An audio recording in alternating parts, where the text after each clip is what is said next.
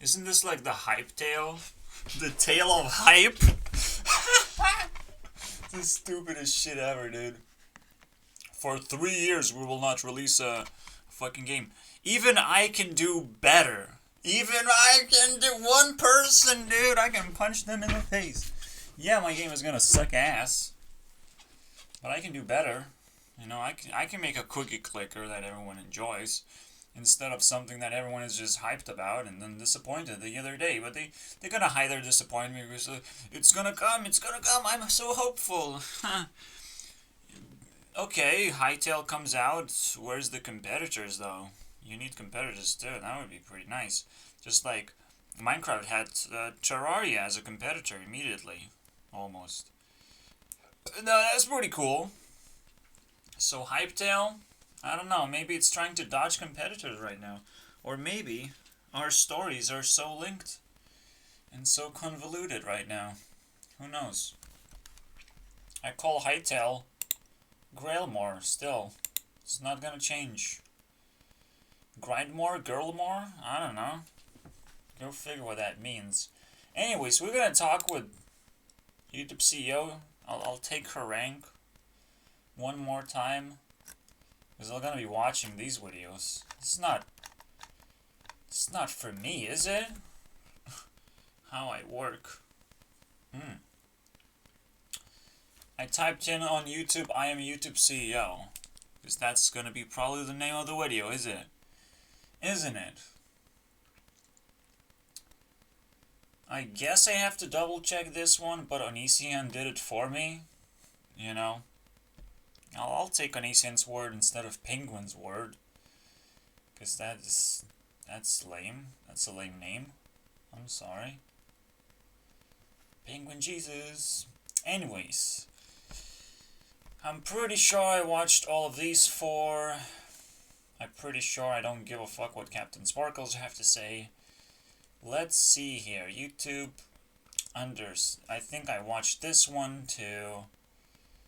I don't care if they stand for Logan Paul or not. It's 2 years ago. Now we're all forgotten about this shit, right? Somehow Jake Paul is worse than Logan Paul, though. I don't know how that works. Don't ask me. It's supposed to be equal level and not bother me. Oh, wait. Jake Paul is, like, entangled with Tana a little bit. So I guess that makes him decent. Because I don't know what Logan Paul is entangled with. And he's entangled with controversy with Alyssa Violet still. The last relationship that I gave a fuck about. You know? That's probably the real cleanup that he has to do. In the Liberty world, in the L world, you gotta deal with the women, dude, properly. So, power couple, Jake Paul and Tana, Mongoose, obviously. That's the way to say it. Anyways, Mongoose, don't interrupt me. Oh, I want to be interrupted too. That is the most interesting part is when the authority steps down and gives the authority to someone else, and people just can't figure out who's the king anymore. So they pretend that the king is the same king. You know, it's still the same. Still the same person. I subscribe to this person, so it's still the same. President forever. You know, subscribe to a president, subscribe to a person, idolize something, and they will always stay there, up there for you. And if it sticks, you know, like Susan can get away just being a YouTube troll on the highest level. Shinny on your face. If I actually stole her CEO rank and my story is gonna be true, I'm sorry, guys.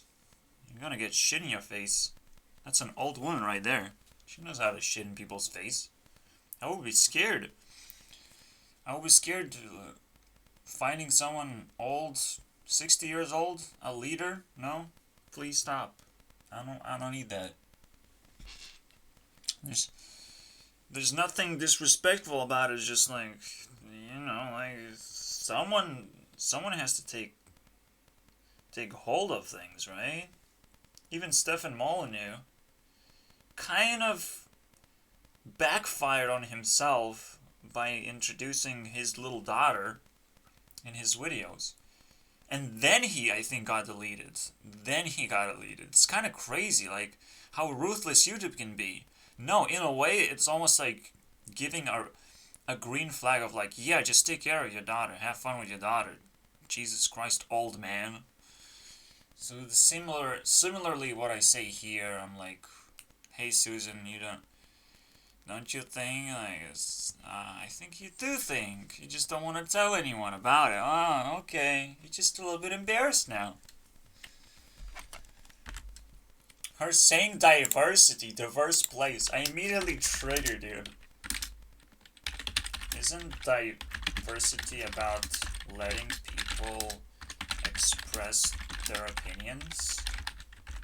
So if there would be a rule empowering diversity, I think rule books are supposed to be empowering people instead of disempowering people. It's about distracting people with the good things and hoping that they will not do the bad things that are not listed. Because you sometimes can encourage people by listing bad things that they can do. Terrible rules actually encourage terrible. Alright, one way or the other, if your rules are terrible, they will encourage terrible behavior. And either it's gonna come in sense of insecurities or come in sense of, I don't want to associate with you. Either way, it's gonna be very crippling, and the person have not fully entered into your community that way. So just, cool, go ahead, put a bunch of rules that people can't follow, instead of put rules that people would read and be like, oh, relieved that they can do pretty much whatever they want and not gonna be terribly punished for it. Everything. I will punish you for everything, okay? Do your fucking effort. Just make YouTube videos. That's the only thing that I can reward you for, is if you make it to my YouTube list. I will punish you for wanting to play my game. I say pay for it, you know? It's a simple punishment. It's like, I'm making a game for myself. I know you're excited and shit, but pay for it. You know, I will release it very, very early, like Minecraft is supposed to be released. But if you really want to play it and get updated, I will have to punish you for it, because I don't want a bunch of babies screaming, hey, give me milk. Fuck you, bitch. I ain't got no titties for you. Okay, let me fucking phrase this, okay?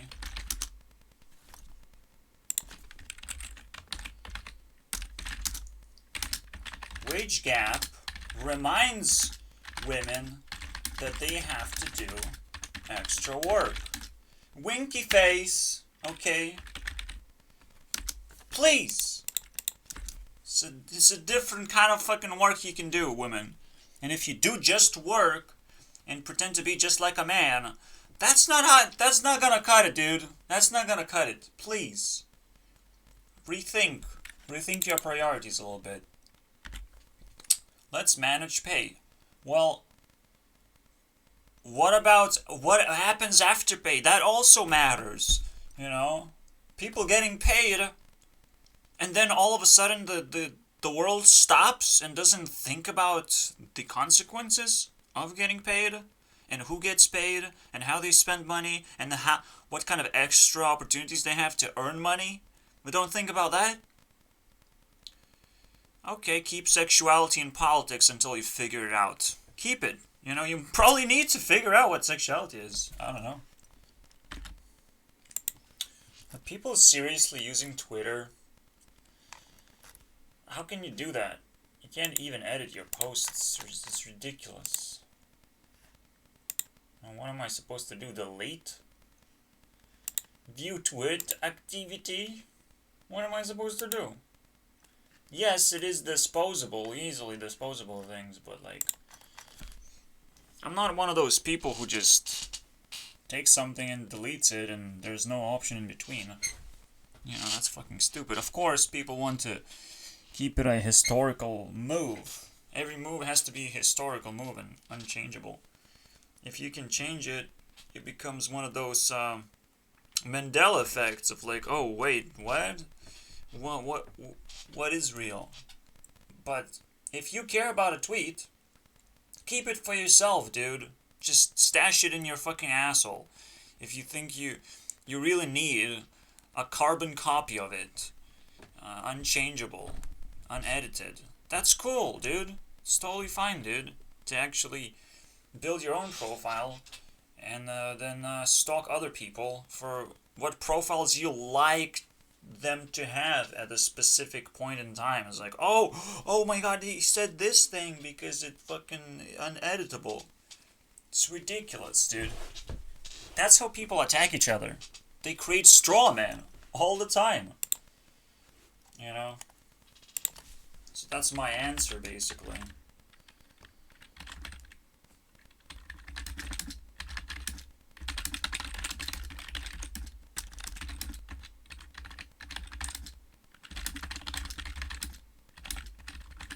You cannot attack a real person. So it's pretty clear. And it's pretty clear that this discussion actually should go in my actual story. So let's put it there instead. Right there. Alright. Yeah, the reenactment. Let's keep going. So, oh no, Susan blocked me because I did YouTube rewind thingy. Huh. Yeah. It's about time, bitch.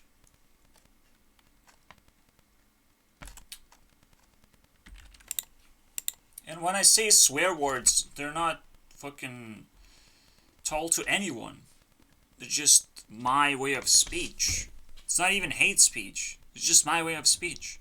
Just my way to express myself further than a normal human being would try to express themselves. Because I'm extremely normal. Not because I'm not normal, I'm extremely normal. I need extra stuff in between of my thingies. Okay? And I'm extremely normal because I'm speaking English when I have been taught otherwise. Imagine that.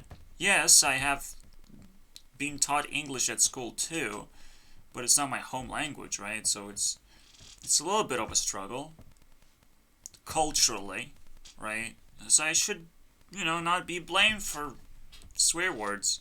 Saying bitch doesn't mean fucking Susan Wojcicki, although kind of means that, 'cause that's what other people would want to hear. But yeah, and I was angry at her and everyone else. My anger kind of, as it spreads, it becomes lesser and less of a targetable offense, right? I'm not actually targeting anyone anymore. When it was like this, probably it's a pretty big deal. But when I spread it out and my knowledge of the world grows, I don't look at Susan as anything targetable. I think of her as a joke, if anything. We don't know what the joke is, so I'm not calling her a joke. I just, potentially suspecting her to be a joke of something, right? Of YouTube. It's a joke, guys. Don't attack me.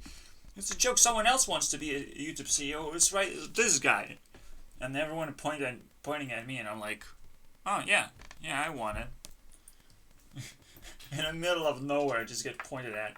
Oh yeah, I want it, actually. That's the joke. I want to be a part of this joke, even though I called her a joke. It's almost impossible to actually label a person not the way that you would participate the label to be. This is why labeling people is so offensive,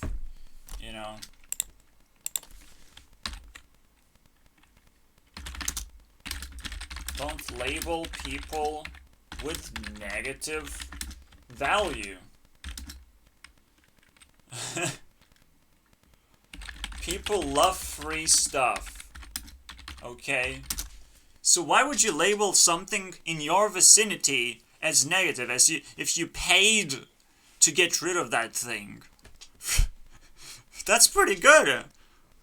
You would pay me to get lost? That's pretty good, man. Amazing.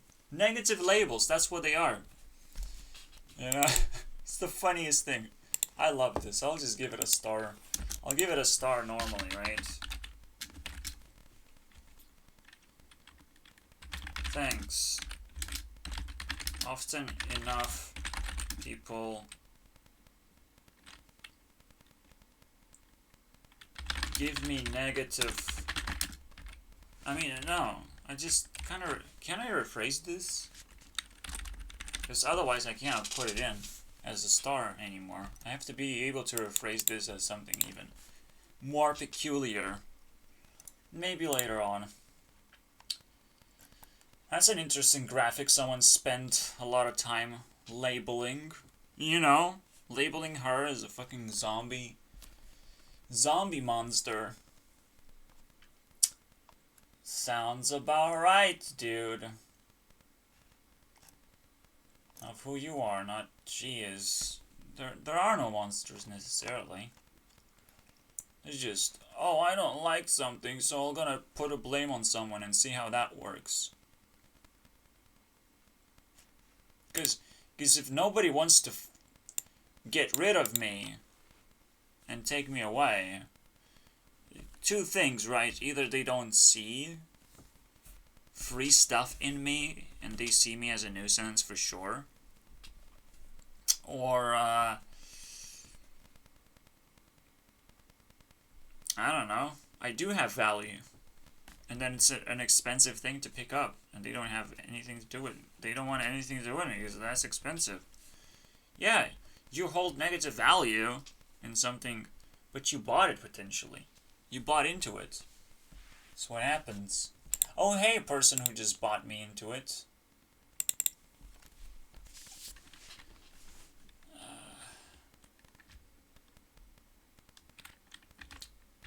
I was making a video saying exact.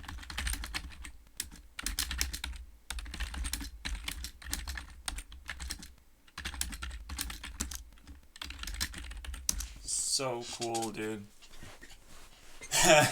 I was just making this video. Oh, man. Now I'm scared, dude. Now I'm scared. I don't want fucking money, dude. I want Mr. Beast money right there.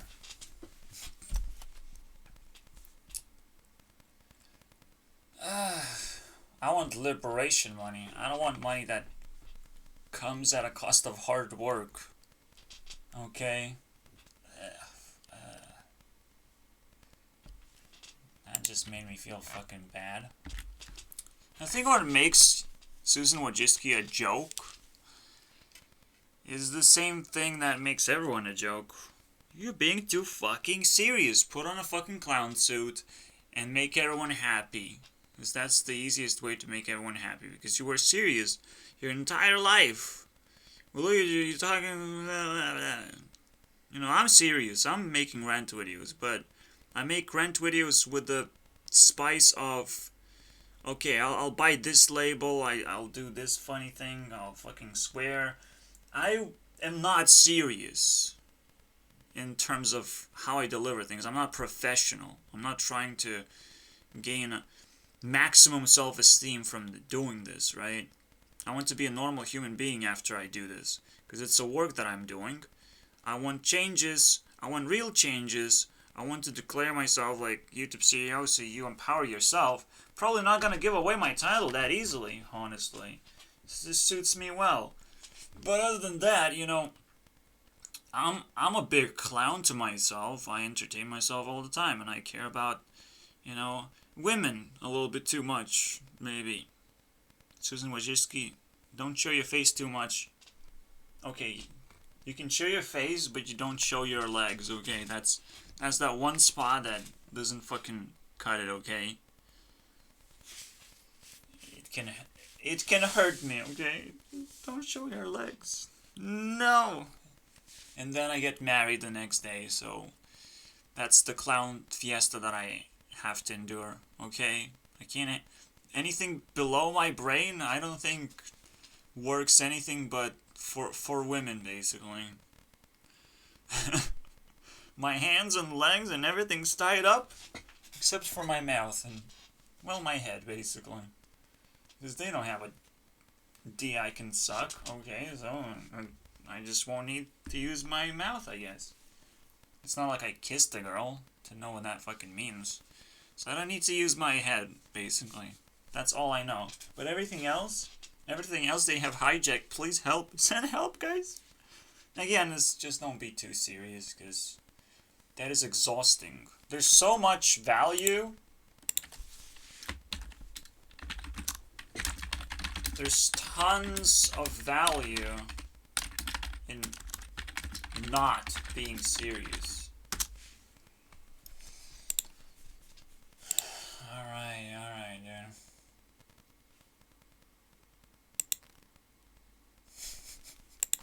dude. Begging my attention.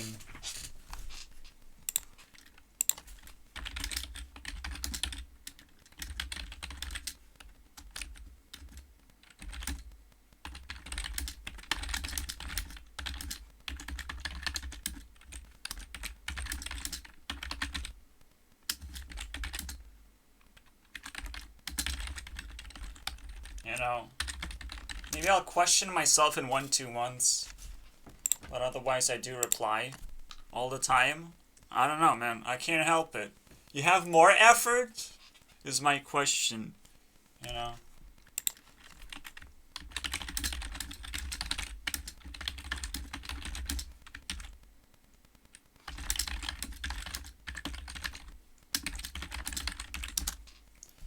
That's how it works. I don't know. Maybe it's the greatest mistake of all time. Especially for fire people. The ultimate narcissists of all time. Yes, I have always effort. Everywhere. Look how much effort I have. All over the walls. Fucking below my bed. There's a bunch of rats. In that hole right there below my bed. I put effort. I put effort in those rats. Then, you know... That's what it's like talking to a narcissist. Like, they have effort for days, man. It's exhausting. It's the stupidest date I ever had online. Well, I don't call it a date, because I never kissed anyone. But that's what you can do in the internet. You can be an ultra virgin.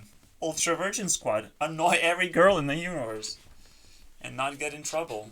I think that's the most annoying thing that girls will have to endure, actually. Okay.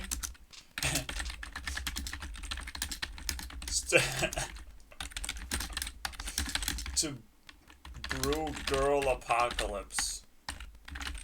Not even women apocalypse anymore, just girls. You know what the girls are gonna do.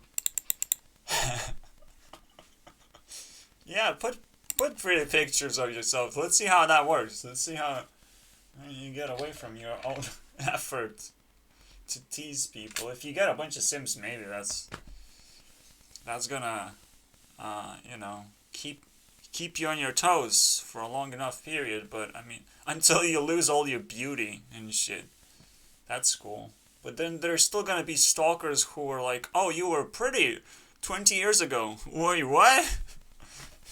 Who are you, asshole? Anyway, so that's that. Let me keep going with this serious person. Oh, I see. Susan is good at advertising. Of course. That's what it is. She's the clown of YouTube by trying not to be a clown for prolonged periods of time. I see now. Very, very smart. Now, the way YouTube does its system is terrible. Obviously. Again, Susan is a good advertiser. She's a terrible person. Terrible person. Let's say, so the way you handle punishment, right, and deletion of videos or suppression of videos should fall as a key on people's laps, basically. So when YouTube authorities decide that they can flag a video, enough people have to hold a key keys get distributed all over as a ripple effect. And if enough keys try to unlock the video, try to see the video, then you know, in its fullest. That's what you have to do. You have to watch the video in its fullest, and it will unlock the video for a wider audience. And that's potentially the easiest way to suppress things, is to put it in a way where it's in a special category. You have to again reset the effort of how the video spreads, pretty much. Even when you come to the subjects, whoever uploaded the video YouTube channel, it's gonna be blanked out as a, you know, a locked video. There's plenty of other ways to do basically the things that YouTube authorities are doing. There are ways to improve this. I'm just saying, okay. So if you want to unlock the video and spread it to the same level as it was spread, you have to do a little bit of extra work, and people probably wouldn't do it, and that would just be a successful system in place. And what the fuck do you want, buddy? Oh, if it's graphic or disturbing. No. The idea is YouTube authorities don't like something, they smash it, basically. You have to watch the whole video to be able to unlock it for the wider audience. The whole video. You want to consume this bullshit? You don't think it's shit? Eat it. Eat the vomit cake, okay? It's the best example that this guy actually puts up. A vomit cake. That's the name of the video. Eat it. Let's see how you like it, because it's actually very, very disturbing to sit through something that generates negative thoughts. Oh my god. You wouldn't be able to do that unless you're not actually watching it. You're just botting it. But that's another problem. That's an even deeper layer problem. I would say just watch through it. Just be subscribed, I guess. I don't know. Watching through is enough to unlock it. Because you yourself might want to bot, but not everyone wants to bot. And at the same time, botting is something that is going to be a new problem. Probably undealable even for me. So, I don't know. I don't want to think about it too much. I just want to think about people as if they're very honest with me. Because otherwise it gets too difficult, honestly. Just like I was banned from Uneasy on Discord, if your effort exceeds a certain amount and you become a controversial person, you will have to fight censorship just by default. Just by default. It depends on how controversial you are. You have to accept it too. That you can actually exchange that controversial value for something else. And you can do better things in life. And that's the end of that story. Let me ask this question. Does maturity even exist? Like, is this little shit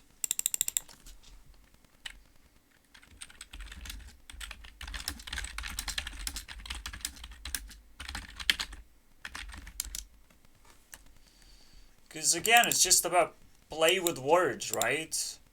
I'm starting to play with words, and he's like, well, I didn't play with it, I was very, very serious about it. What the fuck does that mean? Then it doesn't have any meaning if I cannot play with it. You know, but you fucking bring up all these things you have already outplayed me with. But it's just, no, I can't play with it? I can't fucking outplay you? Backwards? You know, you want to take all the self-esteem for yourself? You know? Yeah, in this context, I don't think maturity actually exists. You know?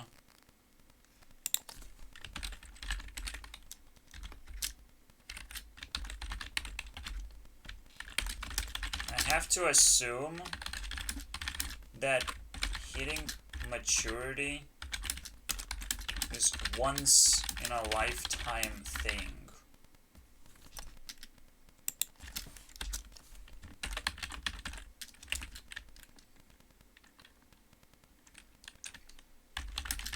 You hit it, realize that it was pointless, and keep moving forward, right? It's pointless. It's just a reminder, oh, you have consent, dude. Oh, I have consent, that's cool. That's it. That's where the conversation ends, basically, about maturity. Oh, I have consent. I shouldn't be violent with other people. Oh yeah, okay, that's cool. Because they have consent too, and they can violate the consent in order to violate you. That's what it is. Consent. A simple word you have to learn when you hit maturity, and maturity itself doesn't hold anything. You know, it doesn't hold rules and regulations that you have to leave your parents' basement and become fucking policeman and kill some people because it's your duty to do, because it's a mature thing to do, to fuck yourself in the ass. Okay, if you keep doing mature things, that means you keep hitting maturity over and over again, and you keep trying to survive over and over again. Because that's what it is. The way to learn survival is to understand that the people that gave you life keep your life longer than you think, basically. They can keep you on a leash longer than you think, because maybe the life that they gave you is not very suitable for you as a person with consent.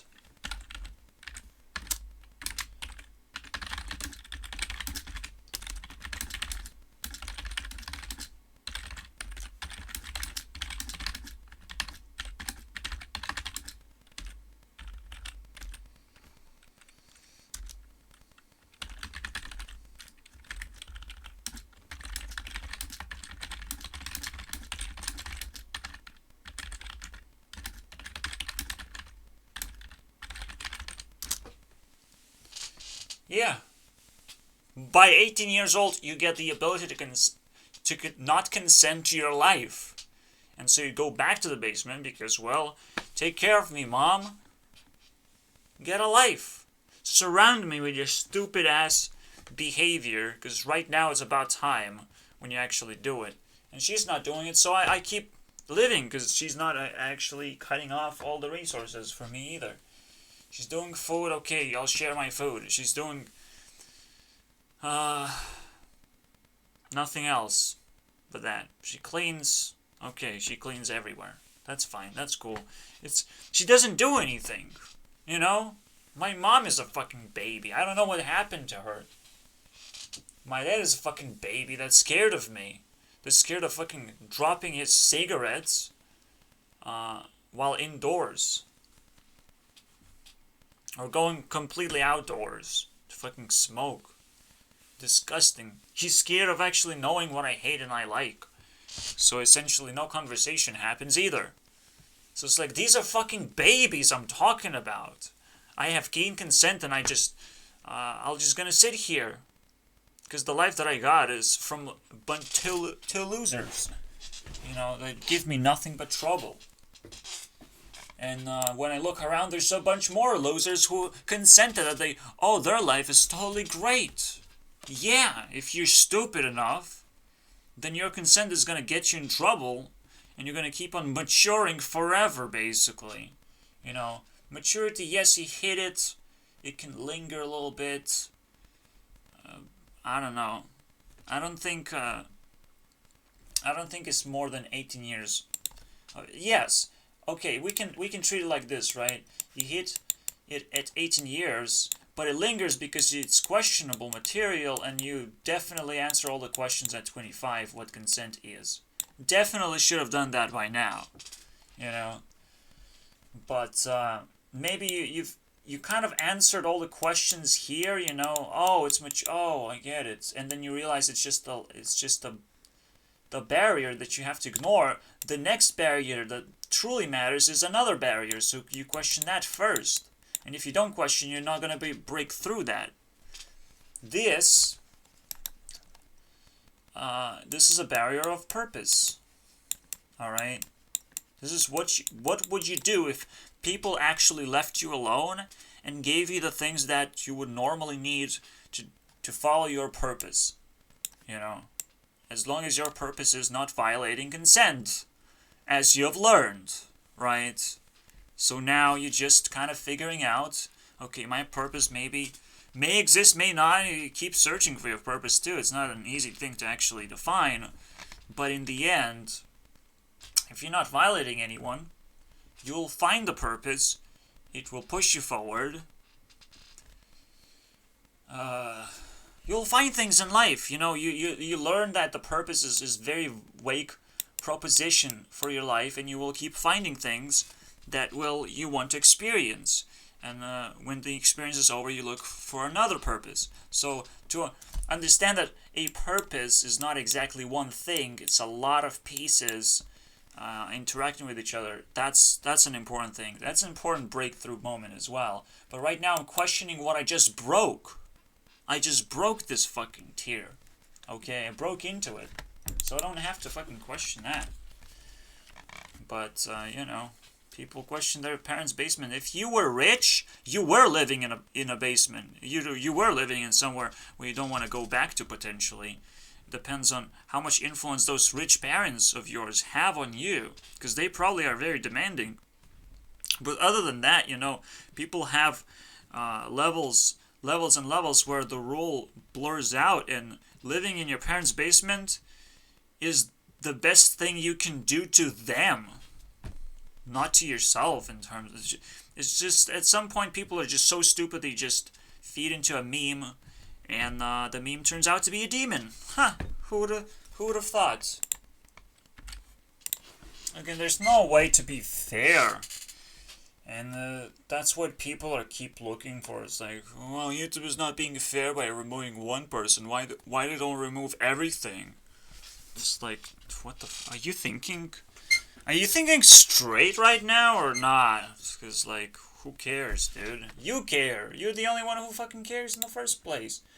These videos are big, and you're fucking pointing out at smaller videos. And it's like, why did they not disappear either? Why don't care about those videos? Just like, point at small creators, point at your fucking self at most importantly. Like 4K subscribers. Why don't you remove me so I have more subscribers? You know, that would actually be a sensible sentence to say. Why they don't remove me so I have more subscribers? Somewhere else. You can make more subscribers after you say, oh, YouTube has removed me. You know, it's a respectable thing to be removed. It's just what it is. That's like the funniest comment ever, by the way, I've made, so I have to take credit for it. You know, it's almost like upside down or right side up. Which one is it, right? If you put 30 degrees here, you get upside down. If you put 30 degrees here, you're right side up. Oh my god! I'm obsessed about triangles now. But I am. How do you dodge this fucking bullet? It's in mid. It's a mid triangle right there. It's cisgender and shit. What is this, right? Agender thingy. Politics really need to adopt triangle mentality right now. It would really help them. See, I told you, I got it. I got it. Let's worship this triangle. You have to look into this and this, you know? It's like, fuck you, dude. It's just a color, random color picked. And in a play triangle thingy, which pretty good if it's a triangle. It's pretty freaking popular thingy to actually put together and say it's a play button, whatever. Wow. But let's not get obsessed into this fucking thing and get yourself exposed that easily, you know. Okay, we can end conversation here. Thanks for expressing yourself. Bye. Don't delete everything, please. You know, please don't delete this. This is not like I'm gonna make a video about it and share it everywhere. You know. And if you delete it, you keep progressing the story forward. It's absolutely amazing. It's our narcissist of the day, basically. That's what it is. She is. But we can't confirm or deny that it's a she. She just said it. You know, so I have to believe it, but I don't know. Maybe she's a triangle. Oh no! 100,000 subscribers for verification. Are we talking about triangles again? Yeah, well, fucking triangles! What the fucking triangles are we talking about, dude? No, verification, the most important thing in the universe. Look, MadPat. We have invented verification to be idiots. I don't understand. Verification is the most important thing in the universe right now. MadPat's gonna cry now. But verification. Billie Eilish. I can say things now because of verification. Oh my god. It's literally useless. What's the point? Are you kidding me? But I sucked your dick. Am I verified? What the fuck, dude? What is the point? If you oversubscribe to something, I'm like, hey, what is the point? Oh, it's just a dummy thingy to talk about in this video. Whoops. Whoopsie noodles. You really like verification? I'll give you verification. Okay, you will very much like that. You're gonna be very verified. If you keep loving verification, man, it's gonna turn into a fucking demon of its own. They can verify you on their own end. They are the authorities. They run things. Oh my god, there's a person with 5,000 subscribers being verified. What am I gonna do? He's the editor for Jablinski. Oh my god. But why can't I get verification? It's my triangle too. I'm a real person. Fucking hell, dude. Yeah, maybe this guy doesn't deserve verification. Who knows? But let's not fucking cry about it. Okay? Let's not cry about it. Maybe this guy wanted to gift, Jablinski wanted to gift a verification triangle to someone who really cried about it already. Yeah. You just don't know about it. Because you don't know human beings anymore. Fucking crazy, dude. Eat your fucking dislike button. It's a little bit nerve-wracking. Like, it's so fucking crazy. But that's the best test that you can make on people. On this ground zero plane. Literally the ultimate judgment of how they fucking behave. That's where I believe to be at, pretty much. Because I'm fucking hurt. I consume hurt instead of actual success, because I cannot trick people while I'm being honest. It's not how it works. And so if someone enters a channel and leaves immediately after, which she did, again, first time saying it's a fucking cult, second time, will not say anything because I just defriend this person. And that's just the end of that, pretty much. All you have to do to modify this, just remove the friend. They didn't choose to be in the server that you're at, then they cannot contact you anymore. It's just how it works. Yeah, in a way, it's a very interesting idea, that is, right? You ask them as best as you can. It's like, well, I'm expressing myself in this larger audience, at least. No matter what that is, I will grab people and put it together. It's at least going to be 1, 2 people, 3 people watching me, maybe caring. But it's not going to be just, oh, me and you talking with each other. And me trying to fucking convince you all the time that you have to join. And so if someone does join and they leave, they will not be able to be friends with me anymore. And I will delete the ability for you to join as well. I will delete the link. So, it's up to you if I fucking bring you back to my friendship. I mean, it's stupid enough as it is. I probably wouldn't do it. is of how much damage it cranks up. The first time it happens, it's not damage, it's just a walkthrough, right? Through a game. So it's speedrun attempt. And I see if it's fun or not. If there's something I want to improve or not. But if someone just enters and leaves, just like that, just who knows what the fuck am I doing type of moment, who knows if I'm burning resources or not, if you're not sure, you must stay and figure out for yourself. You can't just like, oh, I can completely wipe my ass off anytime, with resources I receive. That's just not everything is toilet paper. Not everything is worthless. Clearly, I'm putting in the work, and the idea of effort, paying off, is supposed to be a very simple one. But we live in a kind of fake internet formation. We don't live in a self-rewarding internet at the moment. So it's still hard to tell. That's another thing, right?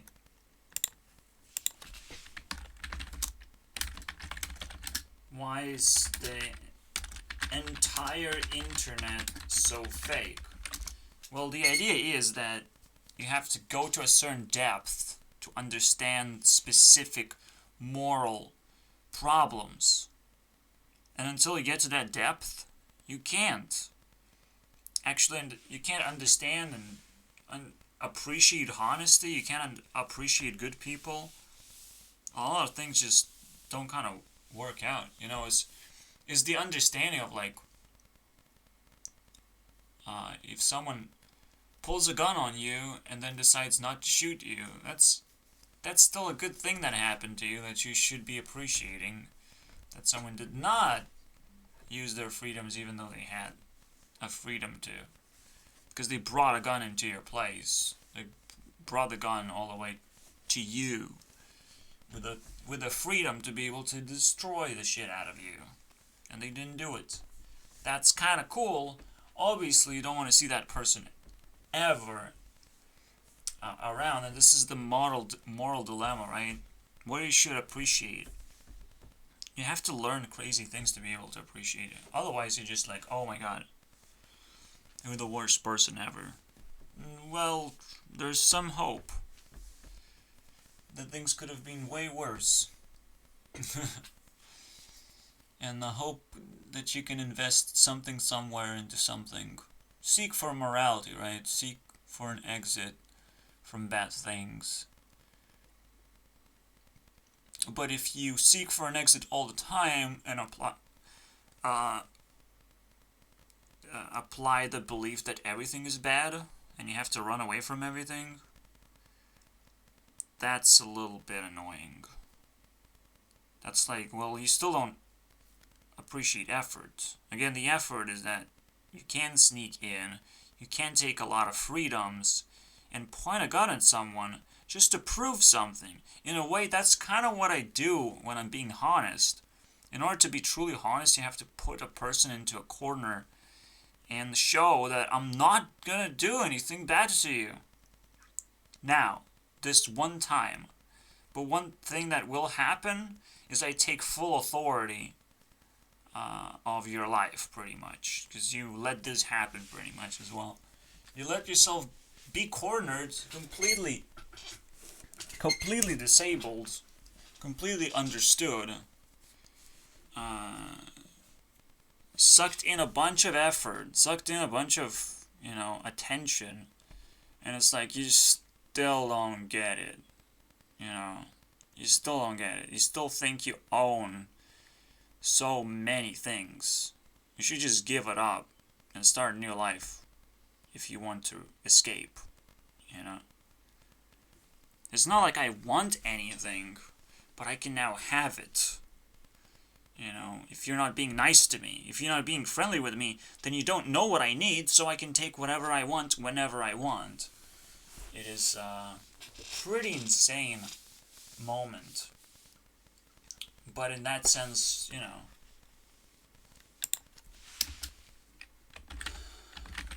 difficulty is deep below Minecraft.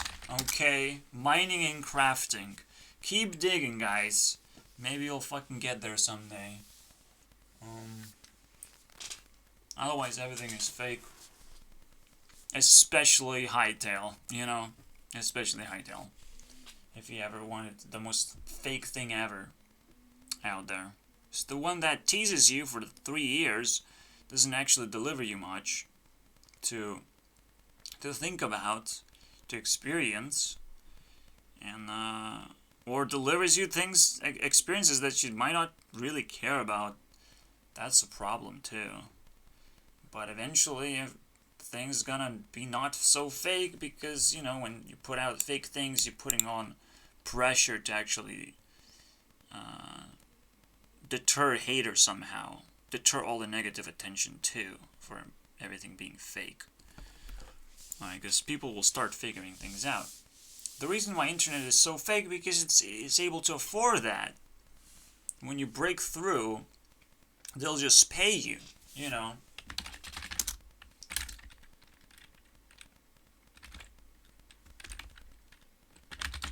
Internet is very rich right now. If you break the illusion, it will pay you. Alright, so there's actually a race, a Minecraft race, to break as many illusions as possible. And for me, I'm pretty much on track with the same thing myself. I might be super rich myself, but at the moment I feel like I'm breaking something, I probably just back off and let it go. It's like, you know, it's almost like catching a butterfly. Do you fucking kill it? Do you fucking use it? Still just a butterfly. It's kind of useless. You can put it on the wall if you want, but it's not necessarily a reward that you can collect and use in everyday life. And potentially, yes, the payment comes later on, right? You see something is fake, but you also have to prove it and kind of create the fear. Right, leave a ghost that I will tell that you're fake to everyone on spread, and then you'll pay for it, obviously, and they will do whatever it takes to pay for it. Most of the time. It depends on how big the lie is, obviously.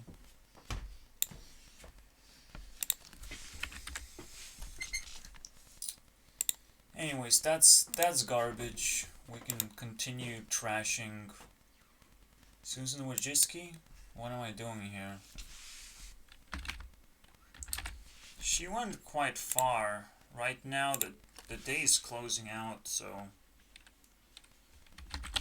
once we have Susan at second place and Dr. Phil cooling down to 117, so we're almost there. Not giving Dr. Phil his cure. I'll just watch one more video. If Susan makes it, then she takes it, basically. I don't need to put a hate piece on her or anything. I am YouTube CEO. I'll just remind YouTube this thing, since I can type it in after all. Watch this entire video, wasn't too bad at all. Wabbajack. Alright, is this worth watching? Oh no, comments are disabled. What are we gonna do? For some channels who are associated with kids channels. I guess it's happening now. Susan just found a reason to disable comments for some people. Amazing. That's the YouTube's biggest problem. They don't alert people for punishing them. Well, we realize now that no one does that. No one takes responsibility to alert anyone ever when they do a bad move. After you do a good move, please alert before you do the bad move. Pretty important, you know.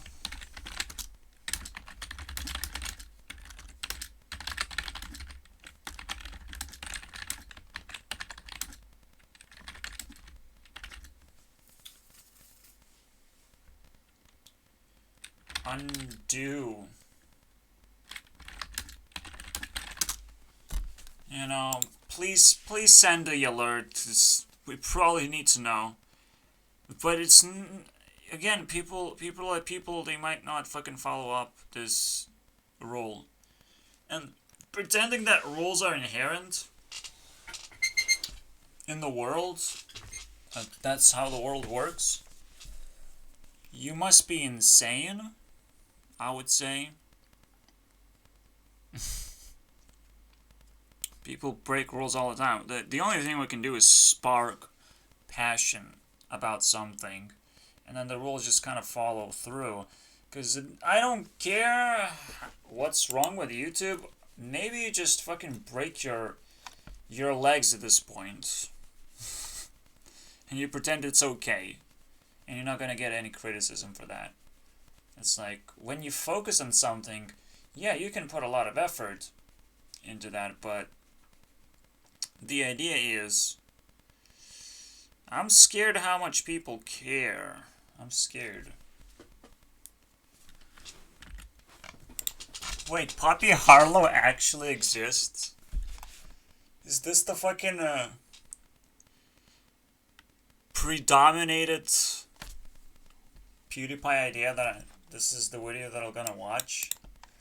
What is this, man? This is how I feel most people do, right? They look at YouTube as a big fucking deal. It's not a big deal. The big deal is everything else that YouTube has survived, now the internet has to deal with. Pretty much everything else is illegal. Streaming, uploading videos is kind of illegal now. The way YouTube handled all this fucking shit, because it sucked in, is like, oh yeah, we're gonna conform to what the government wants from us. You know, that's the weirdest shit, because everything that they accept, the government will go on and have an example to point at. But YouTube did this, and it's a triangle, right? Like this, you know, and a fucking, you have to do like YouTube did. It's ridiculous, man. The ridiculousness is fucking stacks a lot faster, okay? And it's just one of those beautiful fucking things, right? And this little bitch can't fucking stop, you know?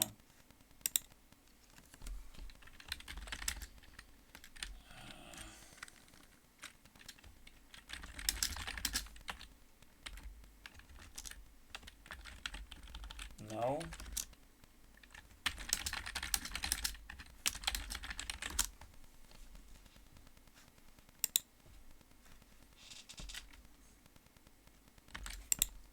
She already got a second chance.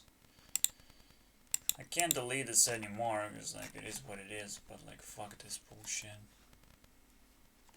And I don't need respect now, you know, lol, okay. Well, okay. You know, I'll suck it up.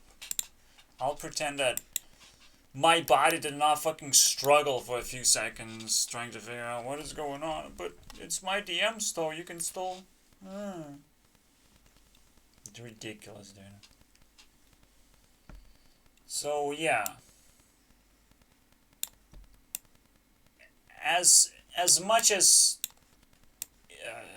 YouTube accepted a bunch of illusions to defend itself, pretty much, and intimidate other people, because, like, oh, look how many problems we have fucking took from the government, and we have been compliant for so long, the government will definitely attack you. But the government just kind of loves attacking people in the first place, you know? So it will still continue attacking YouTube and will completely ignore everything else. You know, that's how much they love attacking, okay? So technically you can in fact make another YouTube website super easily. Until it becomes most popular and starts beating up YouTube, then the government will start caring. But that's just something you have to keep in mind, that the war, you know, is established. It's just now as you entering into the war zone, those are your enemies, right? Both of these fucking losers. Not just the competition, but also the protectors that created the conflict. Literally, the conflict is there to kind of establish a relationship, a trademark between the government and the YouTube, basically. The two fucked up triangles. As a normal person, I see this thing as fake as well, right? I think government is fake, YouTube authority is fake. We just want to upload videos and we want to feel safe. You know, that nothing crazy is gonna happen. So government has to ensure that YouTube has enough authority to ensure various things that could happen. That they don't start getting edgy and foolish and ugly and annoying. Even criticism videos, potentially like mine, can be kind of edgy at some point. But I find other people's criticism videos to be incredibly inappropriate. Even though they're just talking about problems that YouTube has, I think they're missing the point every time. They're missing the point of tolerance. And they just have gained millions of subscribers, and they're already blind to the fact that, oh, I have to be taken care of like a baby. No, exactly the opposite happened. You know?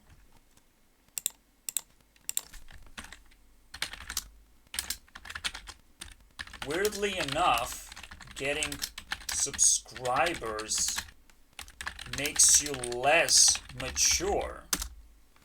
It's fucking weird.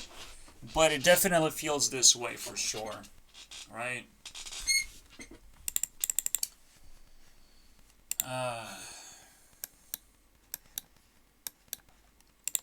And yeah, we can give her rest in pieces bullshit. Eat it, basically. Fucking eat it. It's ridiculous. How many times you can fucking deal with a person? Well, you can deal with the person over time. But even that has to be established. You know, I have to have enough patience to establish an overtime discussion, you know, with someone who is also patient. You know, if you have patience, I will take your patience and invest into our relationship. I'm smart enough to invest for both people, basically. It's like, okay, we're in a restaurant, sitting here. Can you invest 10% into the food that we're eating? 10% is okay, because I'll take investments every now and then. And I make smart decisions. Don't fucking worry about it, okay? But you have to invest to understand that you're capable of investing more or less, you know, that I can actually adjust a little bit how much you're investing. Just to, I need to feel free. I need to be able to fucking decorrupt myself almost. Because I feel incredibly under pressure when I have to invest 100% on everything we're doing, right? All effort is mine, and all I have to deal with is hatred and patheticness, basically. Your pathetic comments are no match for me. But why do you think you are a match for me? Why do you think you can spend time with me? Just because you can doesn't mean you can. You know, until people have to be told that they can, in fact, do what they can. You know, that what they did was using freedoms that they were blinded to, you know? What you're free to do is entirely a trap, right? Yes, you're free to do all these things that you can do right now, but is it moral, though? Or is it an absolute trap, is the question. Because if you accumulate a behavior, it's very difficult to change, first of all, but even more difficult to actually try and hide it. That's crazy. But it is what it is. You don't fucking hide yourself anymore. It's game over. You have done something now. The best moral thing is to, you know, admit it, change yourself. Because most of the time, one thing that you most certainly do is be dishonest with yourself. So when it comes to changing things, the reason why it's so hard to change, it's really hard to change bad behavior because you don't know what it is. Even when someone points out bad behavior, you don't know what is actually causing all the bad things that you have done. It's kind of weird to say, but like finding a reason for bad things is quite difficult, because you don't necessarily intend bad things in the first place. So it's almost like if there is a bug in my system when I make an engine, right? When I code, if there's a bug, you think that's intended? That is just a little bit lazy. Maybe the work was not finished yet. A little bit lazy, a little bit underthought. I don't know why there's a bug. I don't know why there is bad behavior in my system, right? We don't think about bad things because they're not rewarded. That's just how it works. The good things are rewarded. But when the good things are traps, when we fucking get manipulated into establishing that something bad is good, it's still very difficult, actually, all of a sudden you're blinded, like, what is going on, right? Wait, this whole time it was bad. And it is like a blinding effect. It's almost like you were always in darkness and you got completely exposed. It's almost like you were in darkness because someone trapped you in a bowl, right? And kept you for long enough, prepared a spotlight for you, and blinded you. And the reason why you blinded is you can't find the bad things, what happened, what's going on. You were so trapped in this moment of darkness, and you adapted to it, and your hopes are gone, and everything you believed in is gone. There's no light. There's no preparation for light. There's no preparation for a change in life. There's no understanding, again, what bad actually happened. What did you do that's bad? Well, you let yourself be trapped. That was bad. But you can't figure it out anymore.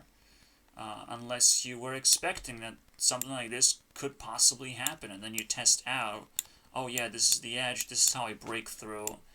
And prepare yourself to be blinded a little bit in case there's light outside. And then you escape. Congratulations. Story over. It's because there's so many matrices, I just sit here and I'm like admiring matrices. I could be trapped myself. I don't know. I fucking gave up a long time ago. Alright. All I know is that effort kind of wins over.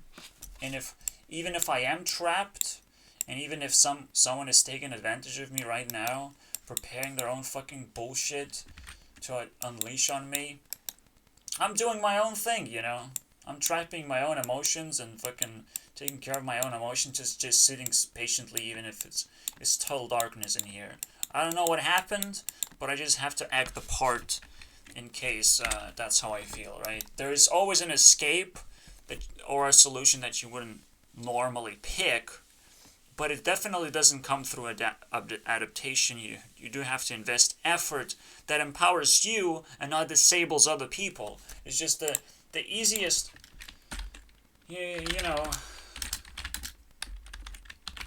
survivalism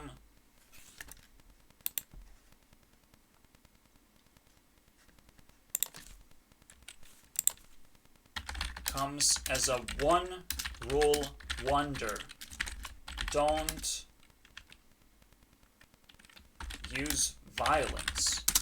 Just don't use violence, and holy shit, you're gonna succeed. But now the question is, what is violence? And how the lines can be blurred to the point where you actually engaging in violence. Because the moment you get rid of violence in your life, your life becomes quite reasonable, and that's where reasonability comes from, because you can allow people to interact with you freely, and if you're not being violent and people don't feel free to interact with you, that is irrational, that is unreasonable, and you must call those people out as if they're scared of nothing, right? As if they're scared of, or if they're being hostile to you, again, you have to call these people out because, like, they're being definitely unreasonable. This is how violence looks like, and everyone should learn from that. So when it comes to violence, it's actually quite a long story for a very important piece of survivalism, because that's what it is, right? And since the very first thing to learn is survivalism, Pay attention to violence all the time. If you feel that you have caused pain to someone, you have to pay attention to that. And potentially not do it. You know, if you undo the harm by using the harm, by harming someone who has been doing harm, you can actually undo the harm, and you have to pay a lot of attention of the dynamic of violence. Violence is not going to go away, but it's not supposed to take effect, pretty much. It can be blocked, it can be destroyed with violence. Yes, you have to fight fire with fire, but there's just 1 out of 4 elements. The other elements are not as violent unless you break some less obvious rules. So, what does fire with fire mean? Most of the time, narcissists are not stacking up their, self-esteem. They have nothing to show for.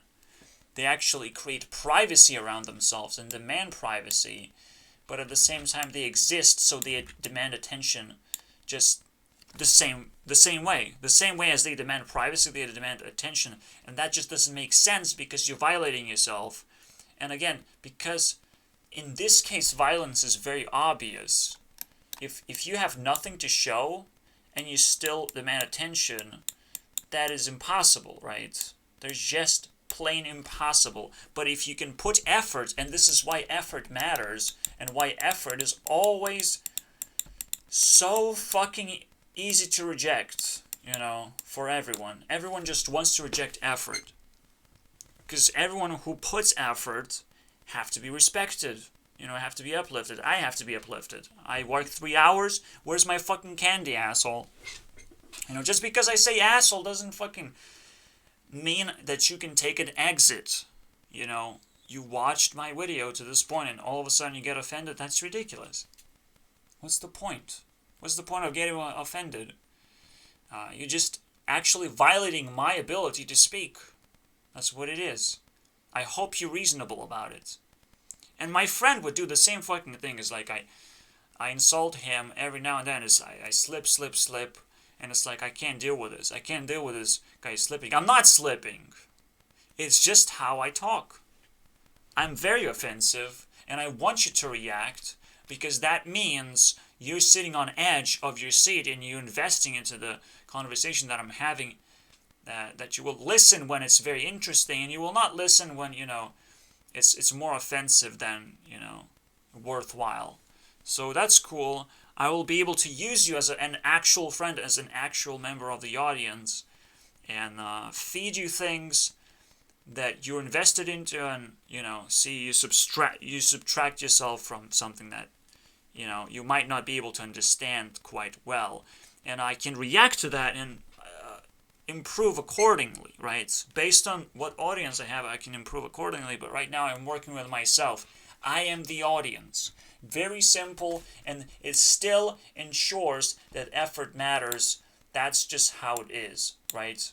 This is potentially also a very interesting reason why God doesn't exist. Because all of a sudden, our efforts wouldn't fucking matter anymore. Right? Our individual efforts wouldn't matter. We'd just stare at God, at God's presence over and over again, and we wouldn't be able to fucking lay rest because we want to interact with God any moment. We're going to create a huge line of people trying to get to the God, and there's going to be a lot of disappointment. God does not exist because we would be destroying ourselves just to be able to, take a look at God. Because his stack is fucking infinite, right? And yet, we should be glad that God does not exist. Should be glad. Should be glad that God is spread out everywhere and everyone can contribute. Everyone can build God, but God himself does not exist, and everyone who builds and contributes, they will build also a wall to prevent losers who don't want to contribute, who just want to, consume. Those losers, we have to build a wall. We have to prevent them. We have to double our efforts to ensure that we stack and protect what we build. So that's the rule. And Again, this just simply comes from violence alone. Violence explains all of this stuff, right? Because a bunch of people want to destroy things, you want to protect, you want to stack. And the biggest stack, the most open stack, is actually going to be a huge power creep and going to quite destabilize the world. Maybe that's what you want. Maybe you want to act God in the moment to get, people's attention. But how are you going to inspire people to pretend that you're God in that moment? How are you going to do that? It's fucking insane. It's a very hard thing to do, basically. For a human to act God is pretty insane, but it's definitely possible. And again, all you have to do is just stack effort. And it stacks. Find things that stack is a very important principle beyond violation, beyond violence, is finding things that stack. Is now, you care about building things, not just protecting things, not just to build nasty structures that will be destroyed the next day. That's not stacking. That is just temporarily fake, expensive adventure that you're having in order to gain attention of other people. Again, you can pretend that you have stacked something that will evaporate next day. That's fake. So there are obviously other elements that I don't want to break down, because I don't think they're naturally breaking down right now. But it's just a very good idea of effort.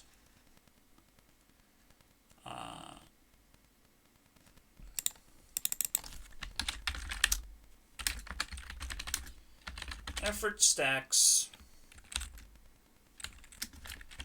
normally, right? Effort stacks. At least it empowers you. The more effort you do, it empowers you. And since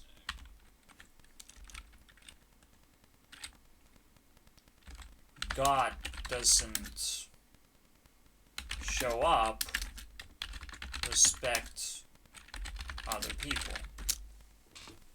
And how are you going to respect them for the effort that they do?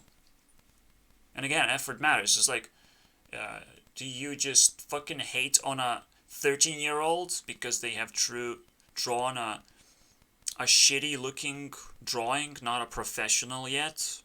Are you gonna hate them for not doing well? Well, next year they're gonna do better. Next year they're gonna do better again. You have to keep stacking their effort for them. They're still too young to understand that, yeah, you kind of have to be professional to break through and earn money from your skills. But that's an important lesson that you have to help them invest into themselves, help them stack, and then eventually they will quickly pick up that ultimate skill that they can, because they put effort. And they didn't put much else, right? It's all about getting to that first skill. This is what school is supposed to be about. This is what everything comes down to. And we should kind of be grateful to the entire system. It's like, maybe the entire system is viciously, trying to counter competition by educating you, by putting you on that treadmill, so you reach out for the skill that is rightfully yours, because it's not easy to reach things without education in that sense.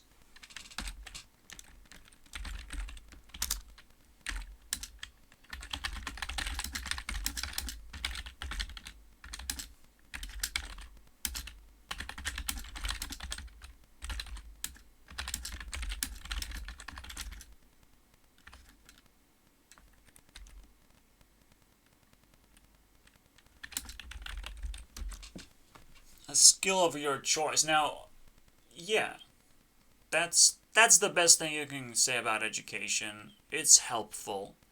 If you want that one skill that you kind of know very well about, and the education is consenting to give it to you.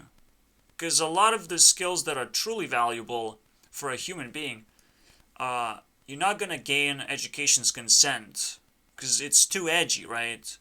Too edgy for education to actually take hold of you because you want something awkward. You know, you want to be a porn star, you're not gonna get through education. You have to find your own way. Okay, to do it, you have to really, because with potentially that's a part of your skill belt is that because you're edgy, you have to find your own way. You have to find your way out of the system, out of the society. And this is why education is so bleak, potentially, right? Imagine a porn star. Why are there no schools for that? You have to escape society. Okay.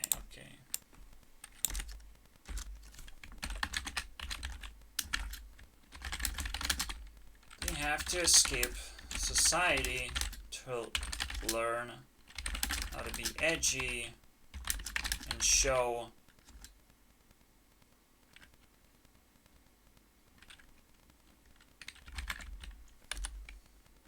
their commitment, I would say. Right? It's not supposed to be easy. Okay? Getting a high level where you can say I'm a YouTube CEO, it's not supposed to be easy. And I proved that. Alright? But now the question is right. Since I am YouTube CEO, and I asked myself this question, alright, of what is Susan Wojcicki's doing? Well, I didn't fucking answer this question, actually. Because she has to literally say to me, because I don't understand. I don't understand. How I work, please tell me. That's an interesting thing, you know. Have a plan and go through as quickly as possible, like a fucking speed run. And you know what happens after speed run? Apparently we know how it happens. A bunch of drama happens if something goes wrong. Am I right? I belong to a speedrun community. I'm a Minecraft veteran. I'm an ant venom. I eat numbers for breakfast. And I can't just call out Dream. Hey dude, get your stinky speedrun out of my face, okay? That's what you have to say, Ant Venom. Fucking hell. But instead it's like, well, but I'm gonna be a scientist and I'll try not to say my opinion, but I've said my opinion and I think you spat in our face right now. Yeah? But don't take my opinion too seriously. Don't cancel me, please. No, Antoine, you already have the arch nemesis of the greatest arch nemesis the world can offer you, so, you know, you're not gonna get cancelled. I'm sorry, dude. You're gonna get forever cancelled by me every single day of your life. And if I'm YouTube CEO, you're gonna get cancelled quite a lot. You know, every day you're gonna wake up, man, this guy deleted another of my videos for no fucking reason. I would love that shit, man. I would love to be YouTube CEO against Antoine, but that's it. I deleted your video because it was too scientific. I don't know, man. Science is violence to my brain. It just violates my brain. Why are you having so many numbers? Can you just speak normal language? Oh, this is big, this is small right there, you know. And this is a very big number. But if it's larger than the screen, I think that's science. That's how science looks like to me, actually. It talks about inconceivable sizes, basically. Inconceivable. Are you kidding me, dude? This is science? This is the ant science? That's why Antoine loves science, is inconceivable sizes. That's fucking funny! Oh my god! Antoine is a person who loves science for its inconceivable size observations.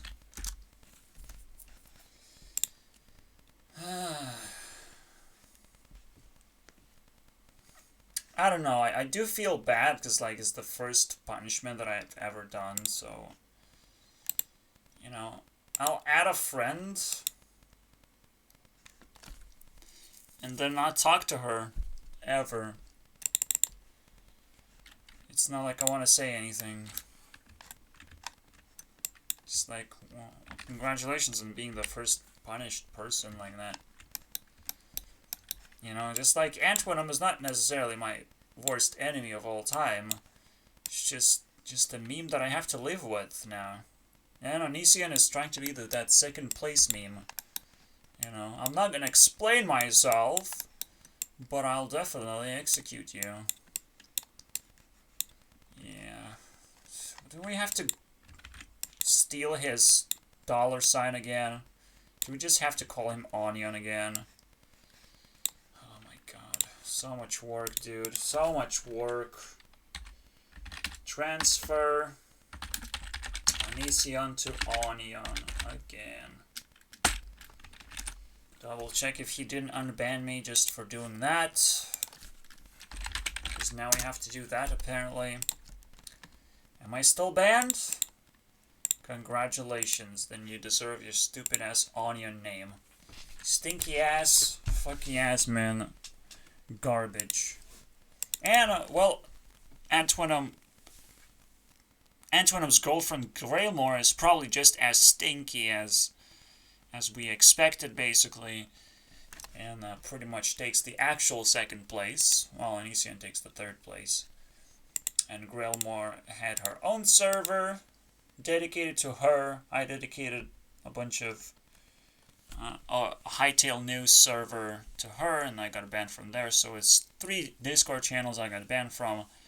Can't wait for my 4th adventure, honestly. Alright?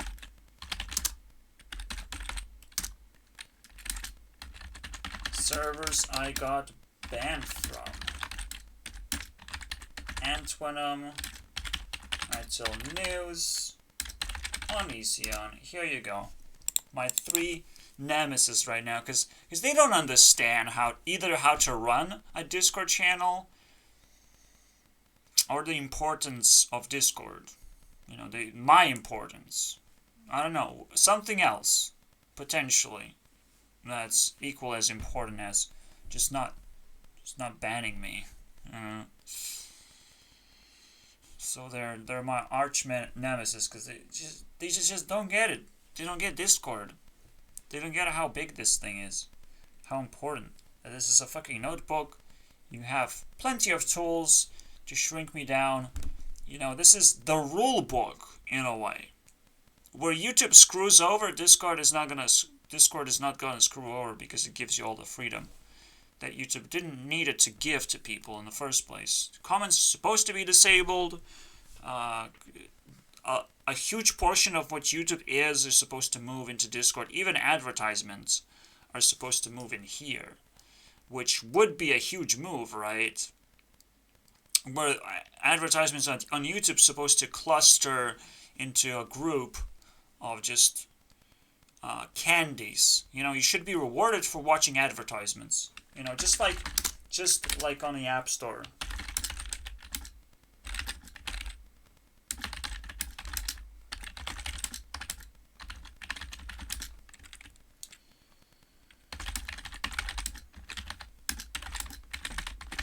Here you go. That's another thing I would do. Reward you for watching ads. Congratulations, dude. Right now, people are being punished. They're being fed ads, just like, again, on television. It's like, what's the point, dude? Back in the day, it was rewarding to have a television.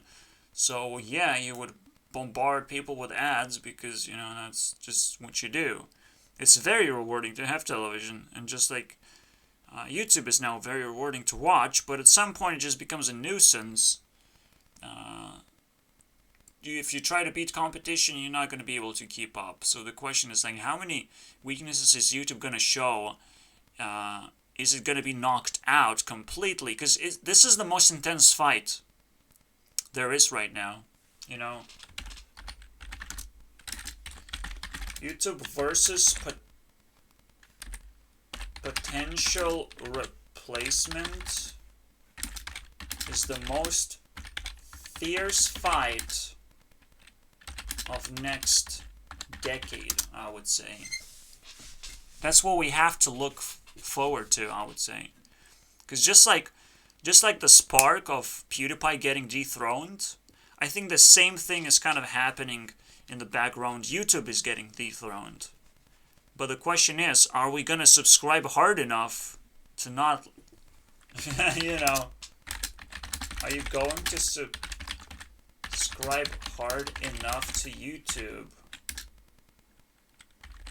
to keep it in #1 place? And honestly, because it's the most populated place, it's the most familiar place for all of us, we should hold it as our #1 priority to defend YouTube, just like we're supposed to defend PewDiePie from whatever happens. But this is a real battle. PewDiePie's battle was just a simulation against an inconceivable opponent. Inconceivable, because the opponent was capable of breaking certain rules of YouTube that you wouldn't expect, right? It comes from India, it comes from very populated place, it comes with music videos, which is the most influential thing to do. It comes out as a daily music video bombardment, basically. It's almost like a fucking nuke. That's what T-Series is, this undefeatable opponent.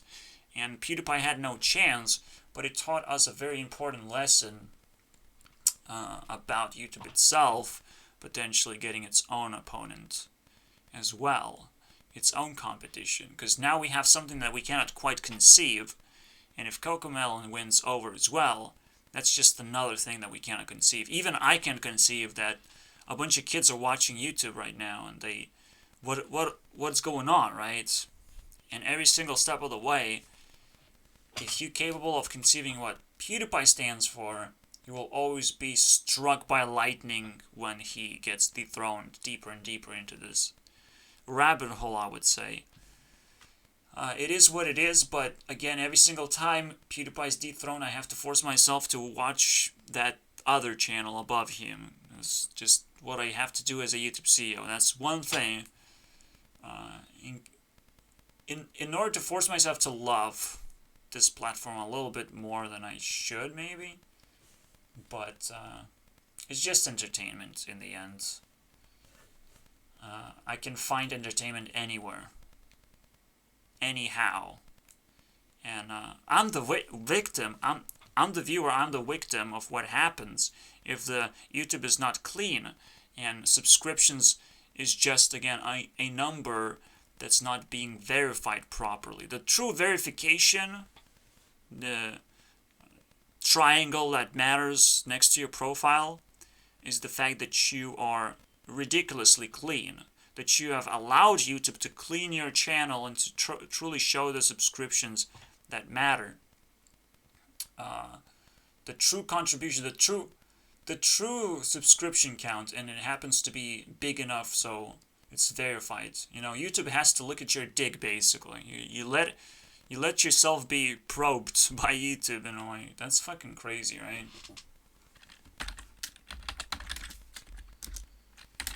Imagine how many people would try resist the change for subscription. I can't fucking type it, but you know, every subscriber that subscribes to you subscribes with a certain amount of effort. And we just make fun of this whole thing, right? Oh, if you watch my videos, you should be subscribed. That's not how it works. Okay, if I'm watching your videos, I am kind of subscribed partially. And that should count. And there shouldn't be a subscription button that you should call out for in the first place. The algorithm can just do its own thing and automatically subscribe to you and like even pop out a flash message, flash pop-up that you're now subscribed because you watched 30 minutes of someone's content. That would be very fair, you know. Imagine a flash pop-up after you watch 30 minutes of someone's content. You subbed. Automatically, basically. So, I would expect that. And if you don't watch them anymore after, like, a 1 month, you don't watch 30 minutes of content, you get them unsub, but you still touch them, so they are still in some kind of category, they're still stacked on your profile. You know, the most, again, violent thing you learn is removing something from the stack, removing something from the collection, which is why there are collectors in the world. In the first place, these people are respectable in that sense. Stamp collectors, sure, but, you know, they're respectable because they collect things, and what do you want to say? No, you are the first case like this, so, I'll keep you in my collection.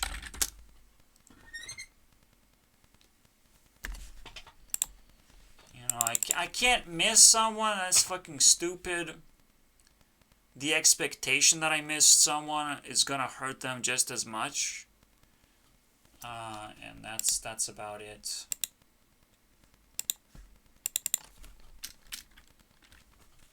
Oh my god. I have to mute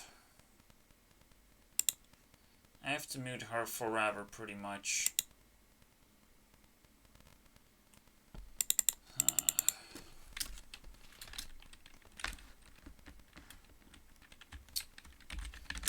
Yes, you are a narc, but you're still a person. It's like saying can't keep fire eternally. Nope.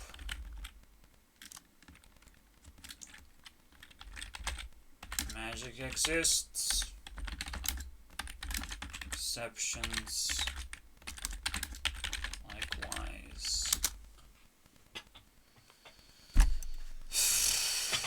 Yeah, you can't keep me. I'm the fucking most fabulous piece of shit ever. No, you're just something to look at as like an example of a very, very incredibly narcissistic person who needs privacy to remain narcissistic, which is not understandable at all. You have to be able to bleed out narcissism in every single situation you're in. And not just sit there and be like, oh, I can respond to this person and pretend that he feeds me narcissism and all that shit. You know, I just changed my mind about one thing and one thing alone. I just changed my mind about that. And she's now muted forever, pretty much, so I don't have to respond to her bullshit. Until I care, right? Until I break my fucking patience with this person. Which I will.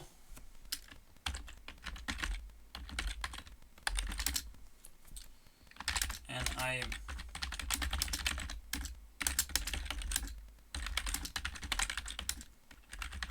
say,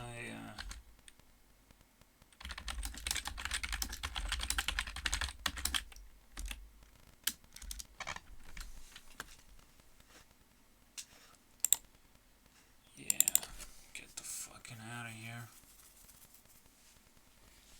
And the next steer as well, you never know. Again, the unique case, just like a branching thing, you never know if you need something deeper than that, so mute was deeper. Something that I didn't do ever before either. So first, the friend zone.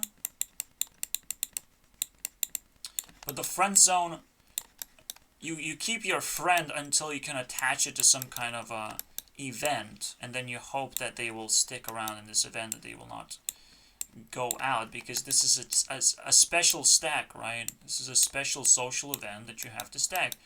If it's marked with S, maybe you want to fucking stack that And if it's marked like this, then you definitely want it in your life, and you want to stack it and not forget where it is.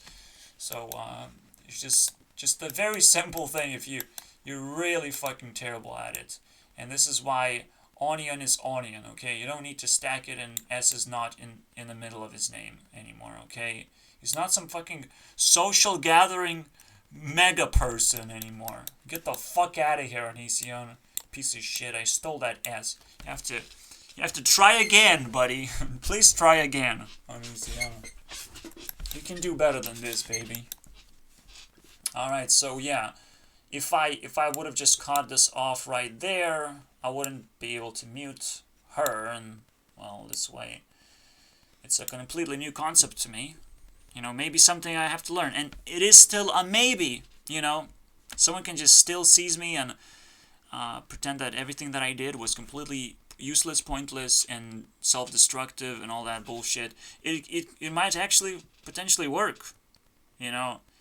I'm just waiting for that fucking hospital adventure, because it's gonna prove a lot of points too, of whether maybe I am mentally fucking ill. I will never agree to it, but maybe I am, you know, and I'll live in shame and fear and all that bullshit. But I already went through that process of living in shame and fear and bullshit when I lived in a magical world where everyone hears my thoughts for 7 days or something.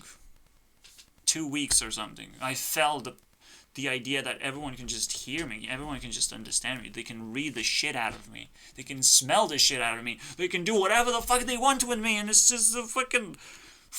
the most freaky moment in my life. Like, I lose all the freedoms if everyone knows who I am. If everyone steals all my privacy, obviously. You know, now I feel how you feel. Whoopsie daisy. But it's so painful to just see that notification, you know, let people not be muted. That is as hard as it gets. And it's really difficult to actually master the system of Discord as well, to ensure that other people are comfortable with their settings too. Eventually, the Discord algorithm is the algorithm that kind of is going to manipulate those deals, or at least adjust them based on how you interact with the system itself, because the system itself might start becoming alive. It's almost like the actual AI system. Is this person bothering you? Because, you know, you can mute that. The system would say that. And that is the freakiest thing. What AI is doing right now is not as freaky as someone actually saying, this person might be bothering you. Should I mute this person? You should consider muting this person, you know? Like, now that would be a very, very interesting thing, I would say. Because it does help quite a bit. But it does make me feel impatient. You can't hold patience, you're such a fucking loser.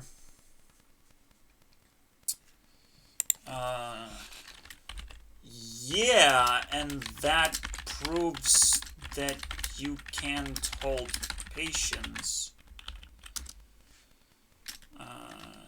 So why would you ask me if I can or can't hold something when I already proven you? Sure. Patient. For sure.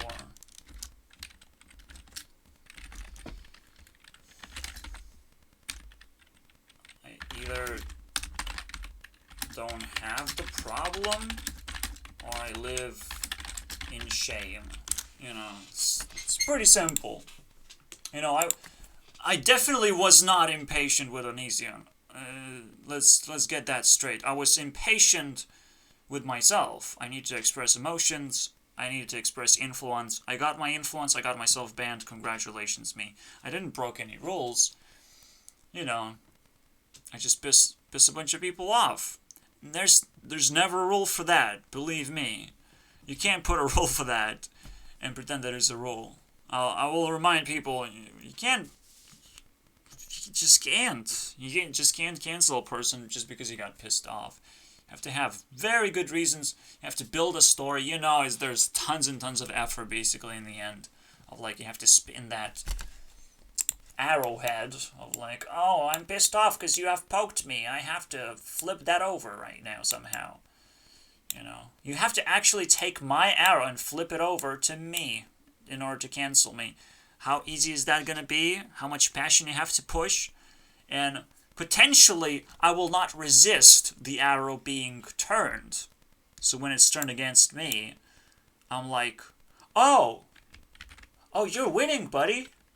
How long are you going to win? And then I patiently wait, obviously, a little bit while I'm getting cancelled. And then I'm like, oh, but I have full control over this arrow, so it's back at you now. And then they probably just gonna pop out of existence in that sense, realizing that, oh my god, I can't actually do this.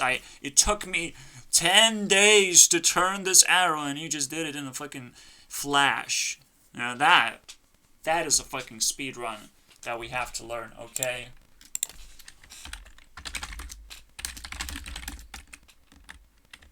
The most important speed run to master is arrow turning, dodge cancellation, basically. Just dodge being cancelled. That's the one, buddy. That's the one. No one is talking about anything. What a terrible channel. It's still growing. You can still add your friends. You can still invest, you know, that's the whole point. I'm stacking something and you're still fucking blind to it.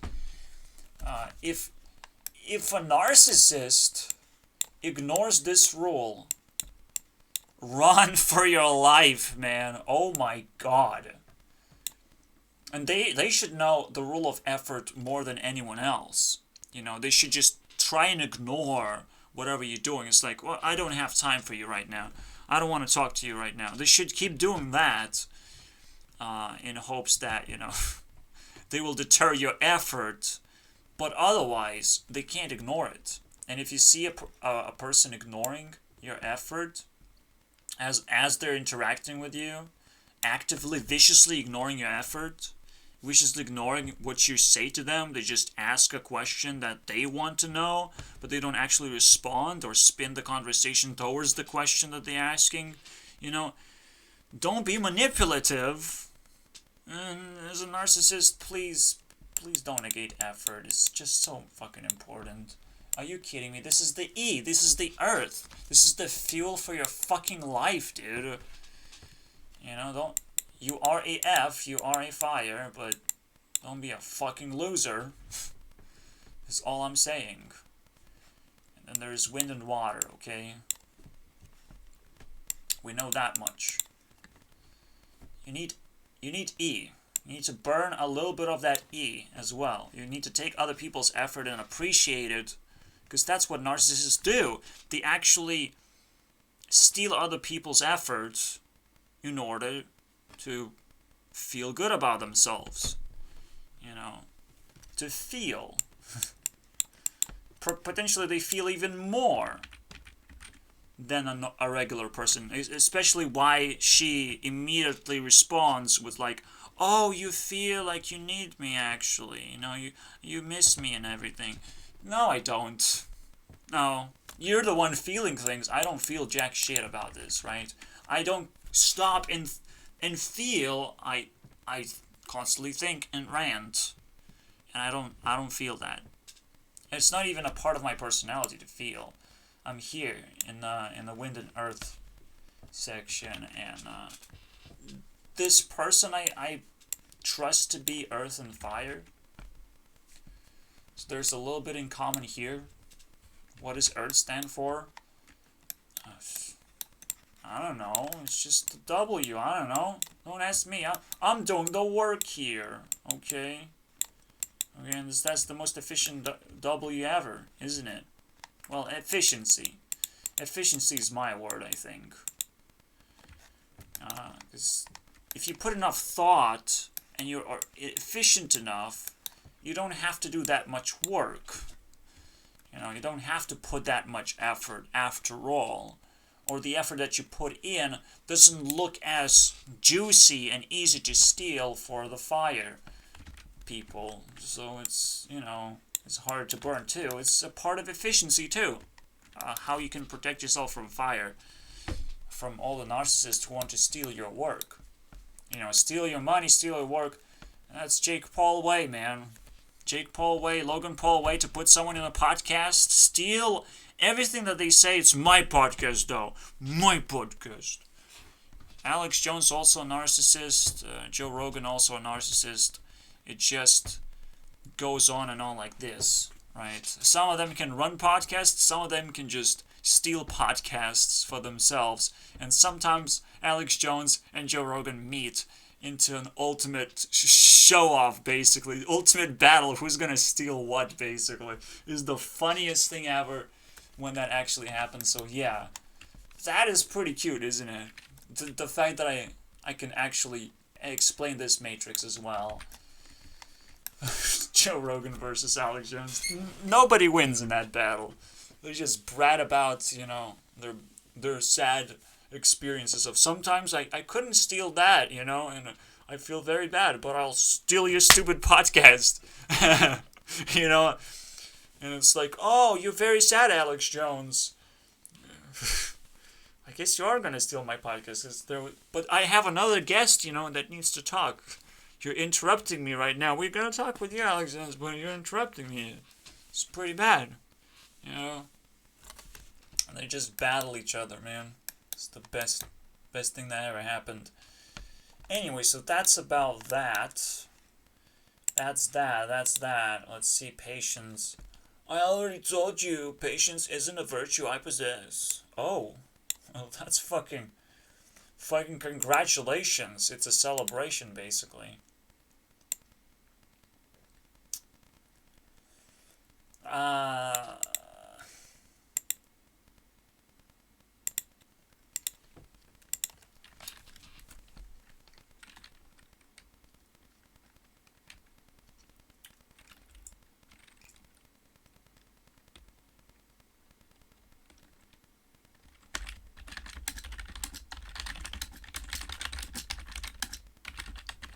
I don't even know what he means, or she means.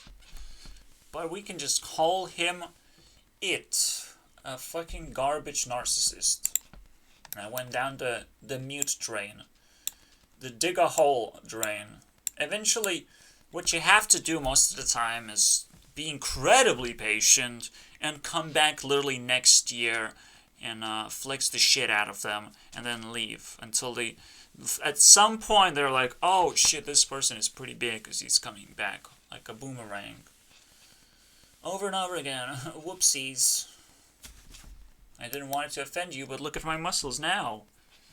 Back 10 days ago, I looked like this. 1 year ago, I looked like this. Like an ant. Extraordinary proportions. Look at this. Change in my life right now. And obviously, you flex only the things that they cared about. So it does look like an ant turning into a fucking giant. Because usually what people care about is so fucking pathetic.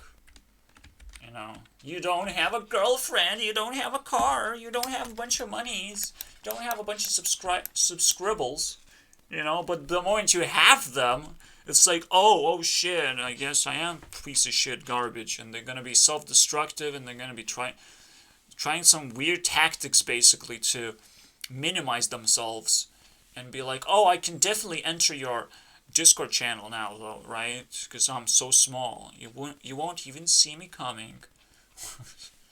Yeah, I don't know, man. The only way not to see someone is to have them by my side for long enough to where it's like, I guess you deserve this place and I don't have to kick you out, basically.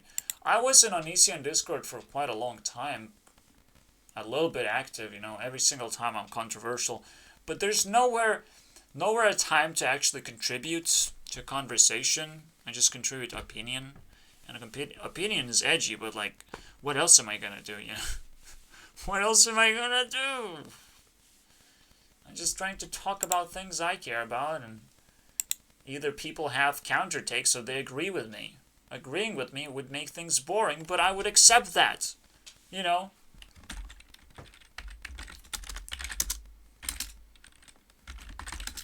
No drama is like, oh, please shut up when people disagree with you. Rule. Shut up. Enough people disagree, so, you know, so that's what basically the basic hierarchy means, right? And usually, Onision has a perfect control over that. It's just a perfect word play of words. He wants the opposition out of the way, so naturally it will spark drama because a lot of people disagree with each other, and it's like you have to pick which one you dislike the most, and minorities lose that way. Minorities, something that, you know, I tolerate everything and everyone. Anyone who comes is pretty much a minority. It's a new person. You know, you can't just exclude minorities, especially vocal minorities that put in effort. That's pretty amazing. If for you effort is something that destabilizes your point of view, which is now another rule to talk about, right? The point of view versus effort. Oh no, effort is coming. What do I do? This is like the complete opposite. You love effort here. You literally put a painting of E and you just worship E. You literally worship E. This is why it's a meme. You worship letter E forever and ever. But here's like, it's like the scariest enemy for you. Alright? Maybe this is what it is supposed to be. It's what this suits are supposed to be. It's all about effort. Alright, this is authority. The ace. The authority. That's nice.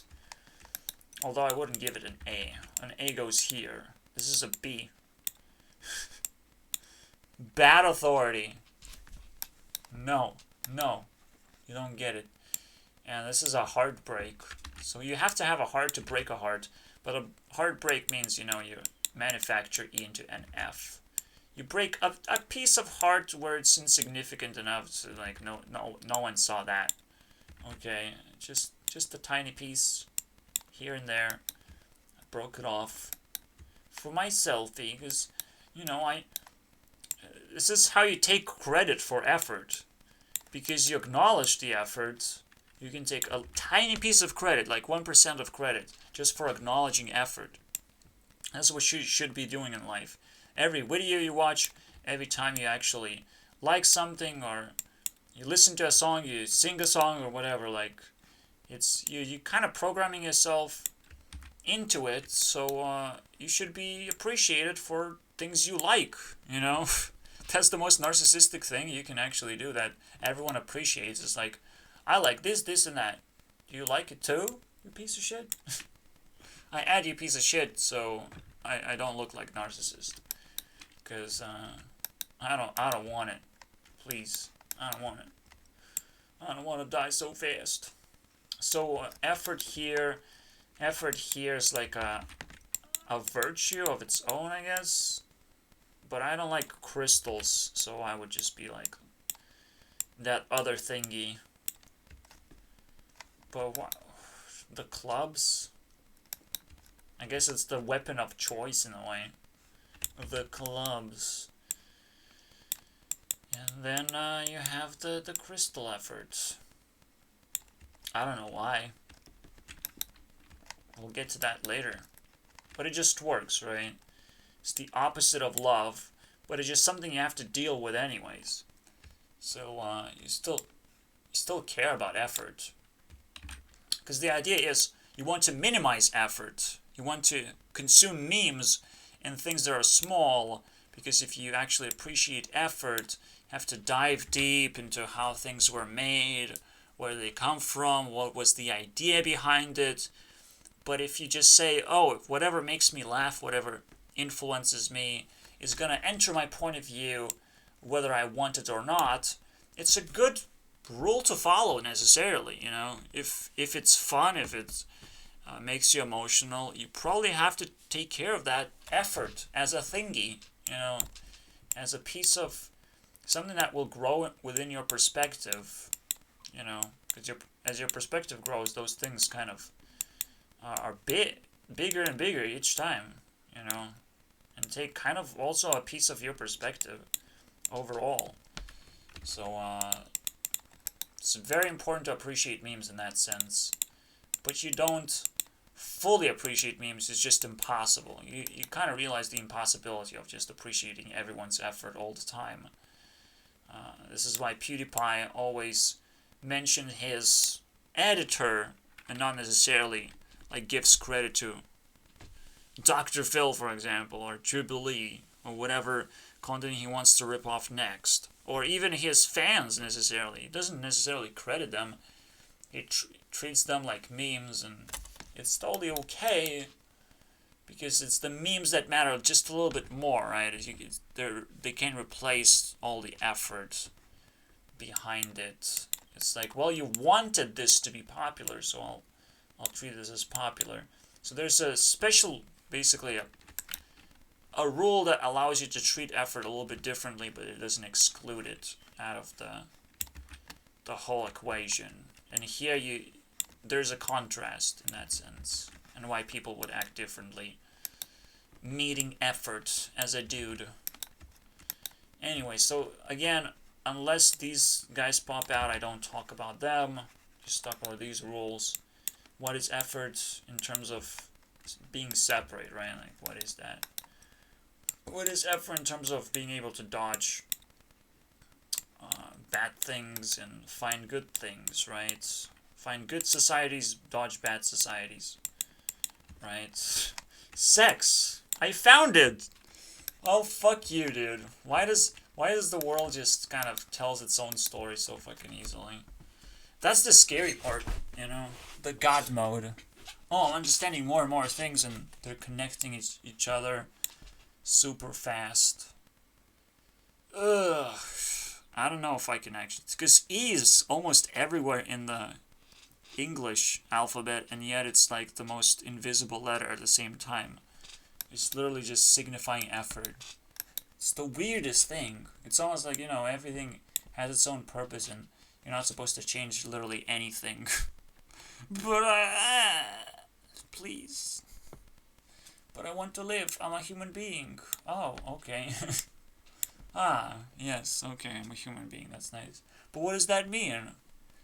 Do you sit on computer 24/7? Okay, that's what it is. Don't tell me otherwise. No, but I want to do stuff. That's pretty cool. I mean, it's a little bit too deep for me, but what just happened? Because then it reminds me, oh yeah, the Taylor thingy happened as well. It's pretty magical. It reminds me every magical thing in my life. Forget about that, okay, guys? Later. I haven't grown up into full magician, blue eyes dark magician, whatever that's supposed to mean. All right. Anything else you're supposed to know about something? It's 2 hours. Oh my god, it's fucking late. Oh my god. 2 hours completed. What am I doing with my life? I can't stop ranting.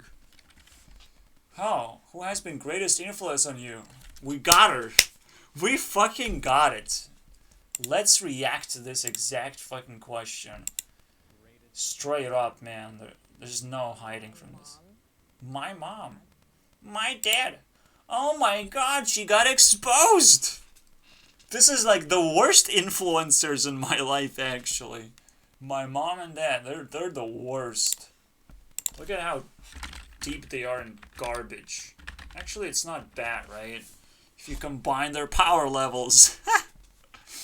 It is what it is, man. I'm playing Super Saiyan games, but you combine their influence levels and it's just 400. It's barely enough to scratch a surface into what is it? Well, I'll give them more points as I go, obviously. There will be a day when they deserve something. But my dad deserves a little bit less, and my mom deserves a little bit more, because she's always around and taking care of me still to this point. It's useful. I'm not gonna lie. If I don't have to go to grocery store today, that's a useful thing. But she doesn't buy enough or enough cheap food for me to feel completely comfortable and not take over whatever she's doing. Again, most of it is just supplementary. It's not actual influence, but it is something to look after for. Maybe she's not wrong completely, but I mean, for fuck's sake, she almost have 100 points of influence. She almost can call herself my mom. Hey, mommy, what did you got for dinner today? What's next question? Because he's a professor of physics, and so he's very analytical. Yeah. Obviously, it's big influencers because they're super fucking good parents. Someone you very much bought with your own money, did you? And then just got lucky. I'm so mad right now. And my mom, because she's a little bit crazy doing untraditional things. And I have both sides, and my mom... I don't think you're crazy, Susan. You're boring as fuck. Get the fuck out of here. My parents are my greatest influence. That's what a toddler would say, dude. What the fuck is this? I have both sides, though. I'm a little bit crazy and untraditional. Yeah. We wouldn't want that, actually. Unless it actually, shows up often enough to where we can get confident that she's crazy in terms of what exactly. We figure it out. Once we figure someone out and they're not shady anymore, it's not that difficult to actually like them. That's how life works. Congratulations, guys. We're moving forward. What else do you got? We just got 40 seconds. But we're gonna rent for an hour. Just here. Just like in this fucking... Are you cropping some seconds for me, asshole? I want to look at my mommy. Think of how edgy you have to be to not care that I'm poor and lonely, basically. And this little shit narcissist still cares, right?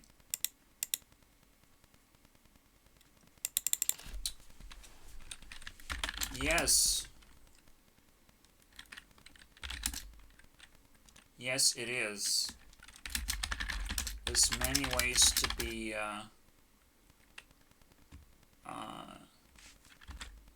crazy against a crazy person who wants to be crazy in different ways all the time for entertainment. It's like...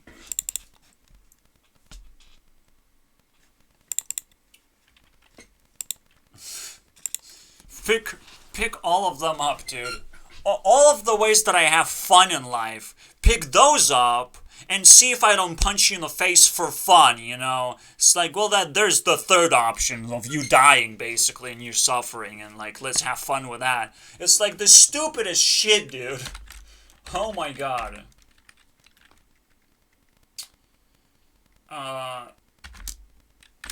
The greatest violation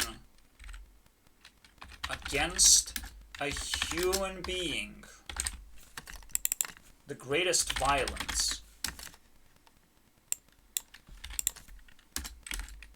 is negating fun. Okay?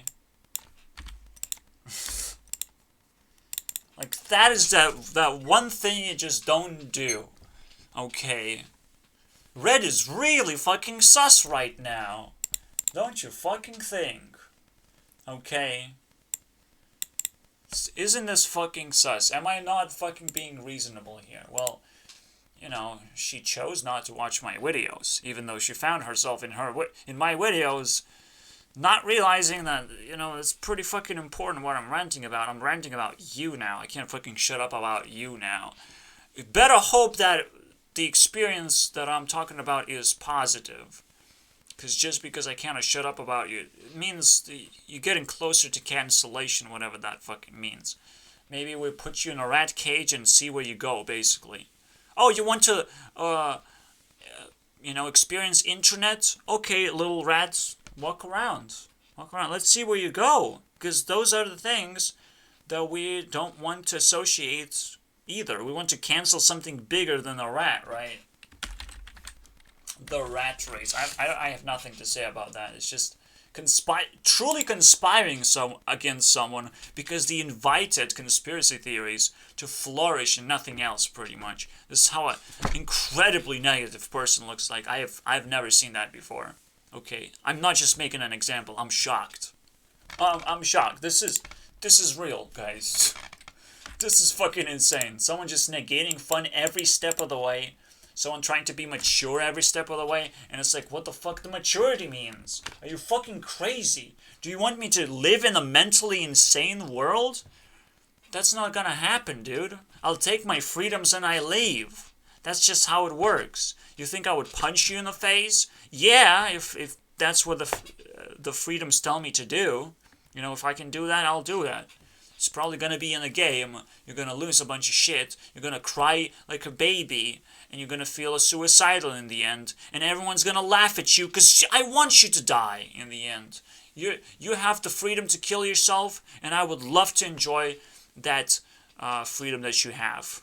That one freedom. That front.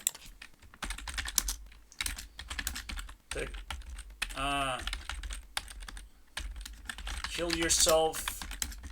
Freedom that you have is very entertaining. Okay, do it. I'm that nasty commentator that will put kill yourself under your video, not feel too much shame. I do feel shame. Believe me, what I just did as a statement is probably the most deadliest statement ever, and I credit it to the fucking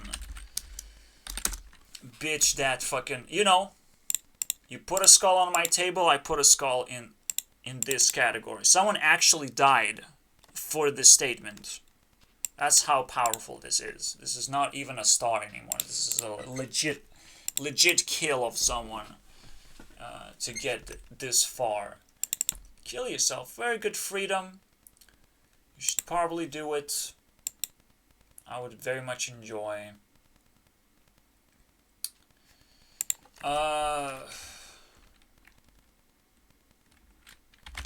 The only rules that matter are the ones you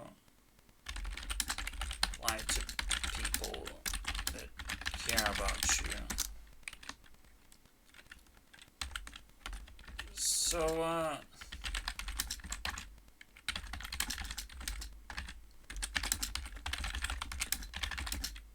you do.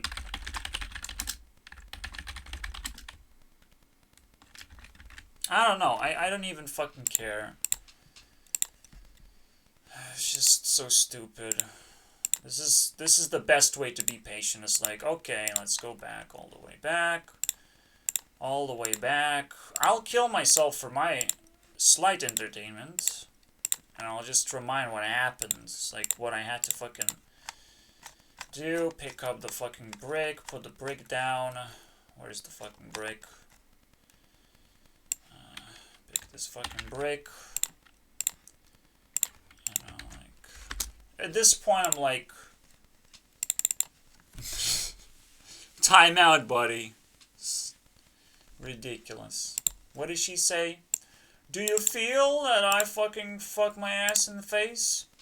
You need to be crazy all the time to entertain me? You don't want the answer to this question. Okay. I think you got the answer.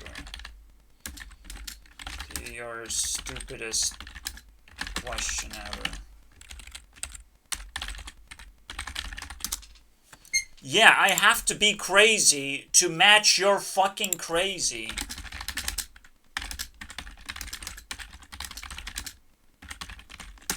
Because what she's doing is like trying to be crazy in a conservative way, right? That's the right way of fucking being crazy. Of like, I'm gonna crawl into this fucking hole in the darkness, try to be nothing, and try to whisper in your ears like, oh, you really like me, do you? I can come out now, can I? I can eat your brain now, can I?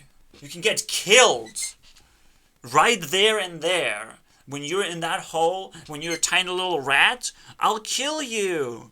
And then you block the hole. Don't let the fucking rat annoy you in your life. That's the most annoying thing ever, is a fucking rat. I lived with that.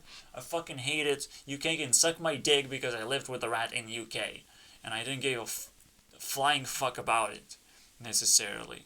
Someone did. Someone fucking figure out, oh, you need rat exterminator somewhere. I don't know, man. That was another piece of an adventure, basically. End of 2019, just fucking dealing with the rats, too. Noises, fucking, it makes sometimes. The eating noises, the grinding of walls noises. Imagine that, dude. It's like the chalk against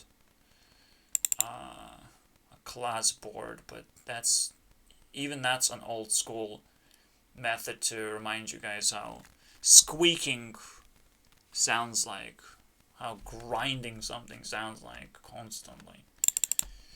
But that's the fucking rat, man.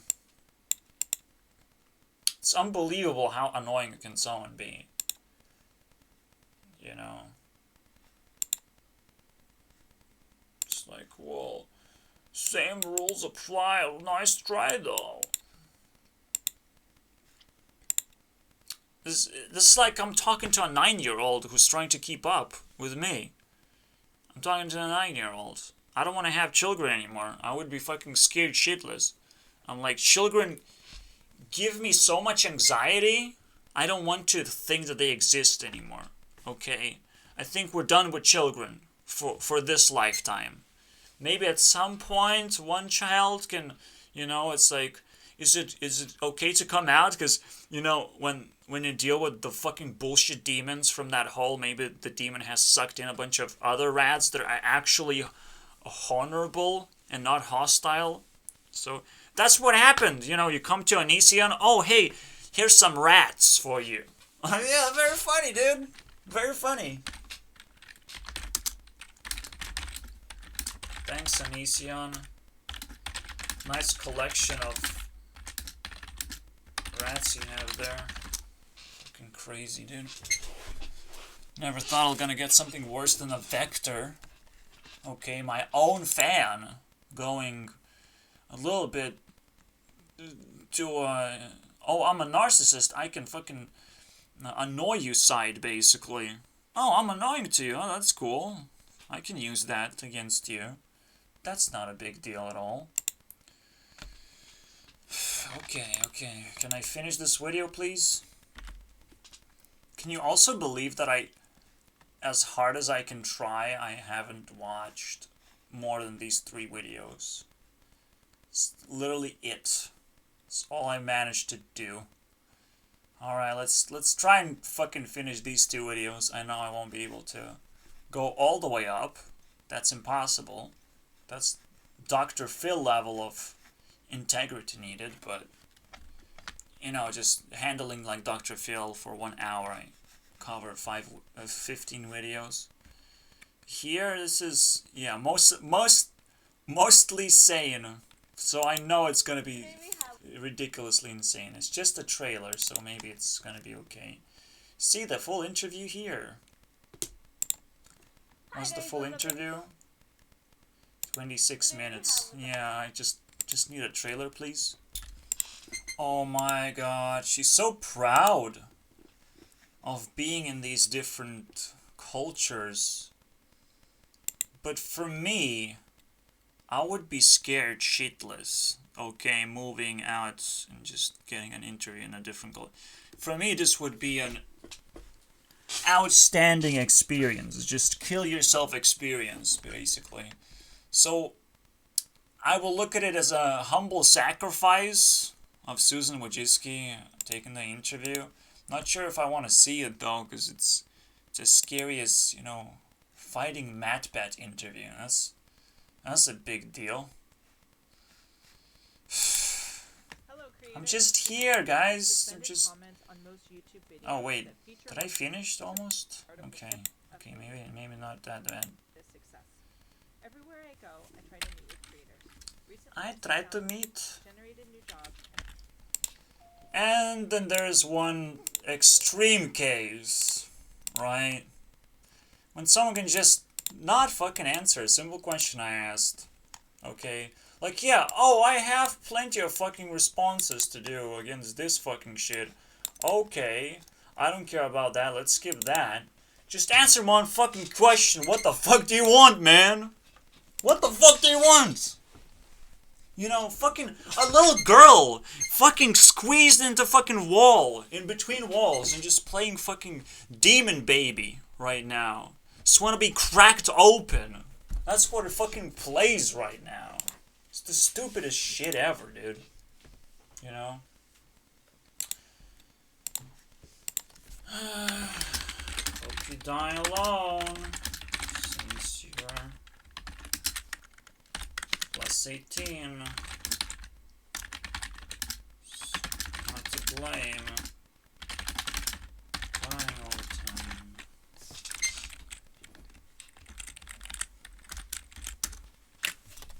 You know, let's just ignore me, dude.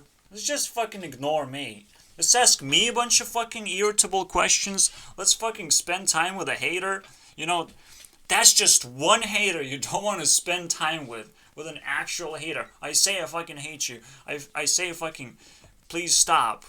You know, I say, yeah, I'm a little bit curious.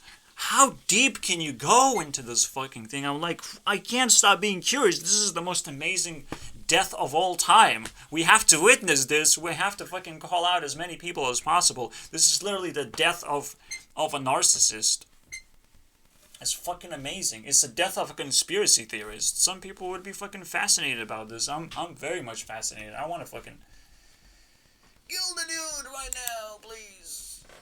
Fuck yeah, dude. Just fucking rest in pieces.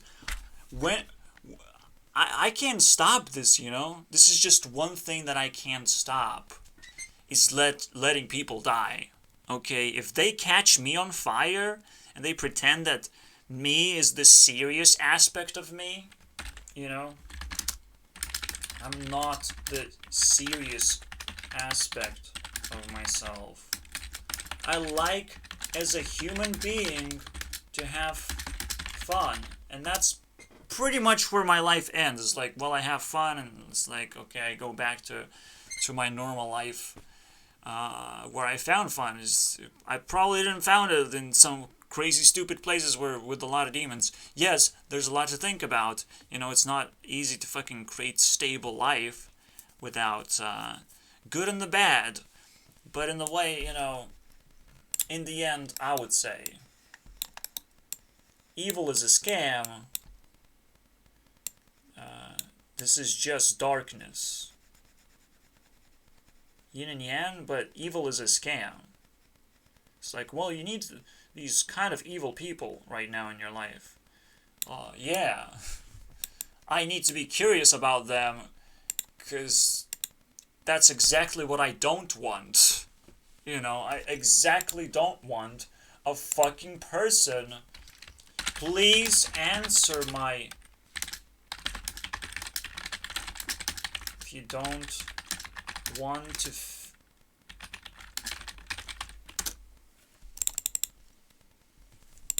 It's like, what the fuck do you want, dude?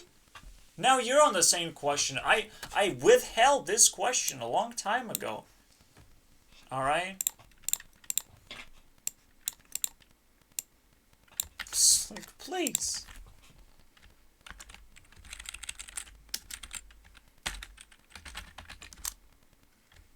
Hey, it's right there.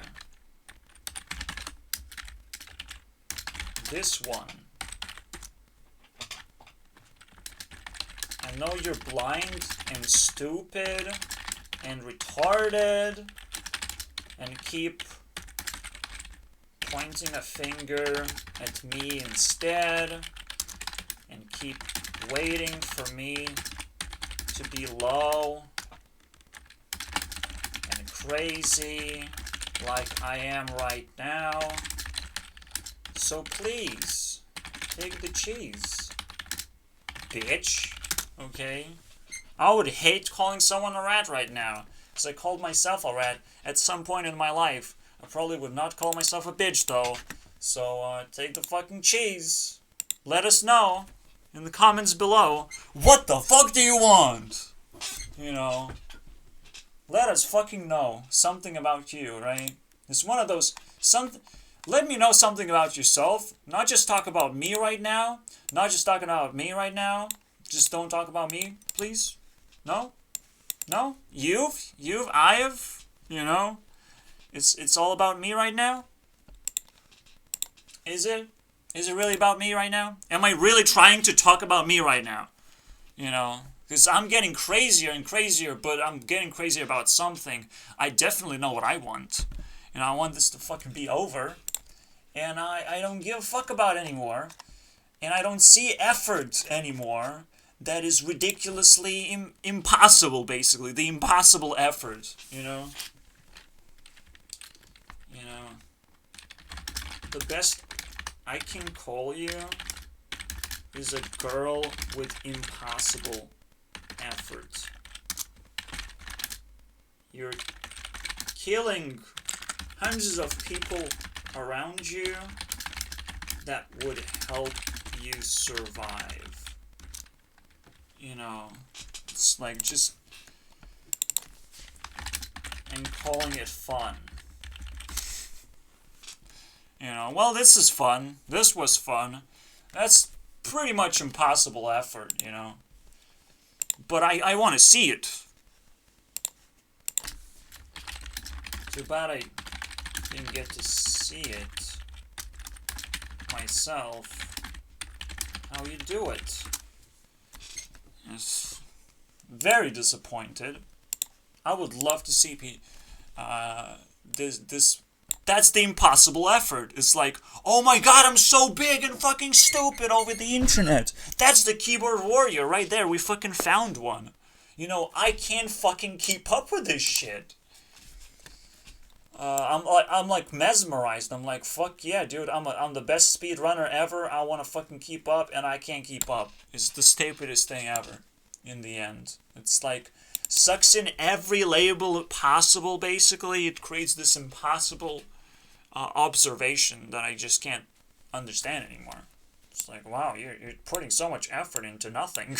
I hate you. You know, in the end, it's like the zero. You exchanged effort into my emotional state of I really fucking hate you, basically, and I would love you to end your life right now.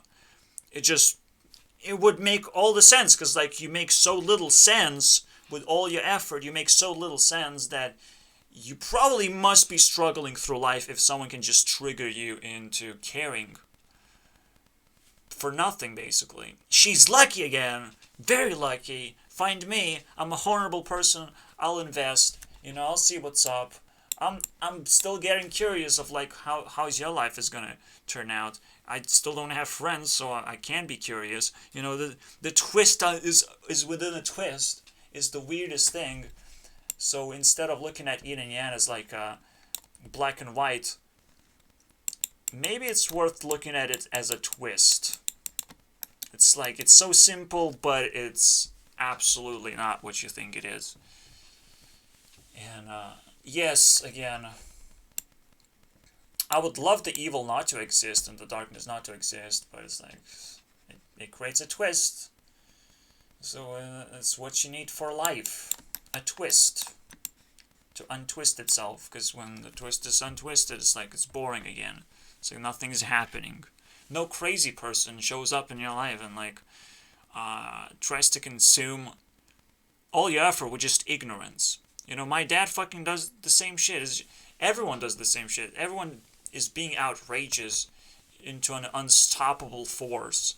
Basically, they pick up their fucking weapons, they try and fight for themselves, but in the end, it's just being violent piece of garbage. You know. For me, I'm just trying to find a tiny hope that you are a humble person somehow, and you can normalize yourself. Because essentially, the life is normal, and it's boring, but if we establish ourselves as a community, in order to establish a community, you have to be able to create these tiny sparkling conflicts over and over again with different people. You're not supposed to do it with the same person over and over again, which is why this is extra exhausting, right? It's like the same person, they create such a fucking big twist about themselves. So much life, so much fucking effort, and for nothing, because they haven't actually identified themselves. So they twisted their twist. It's almost like a twist to fucking put a twist in here. Oh my god. I do want to know more about this. I'm curious. I will never stop being curious. I mean, it teaches me a lot of things. It's the ninja training, basically. Is curiosity like a great virtue? Is the question, right? Is curiosity... Answer my question, please. Please ignore. Now is the perfect time to ignore everything, but answer just one of my questions. I tried my best to answer every single of your questions, and you didn't give a fuck. It's what is going on? What does this person want? Because now that person has, quantify themselves so big, so massive.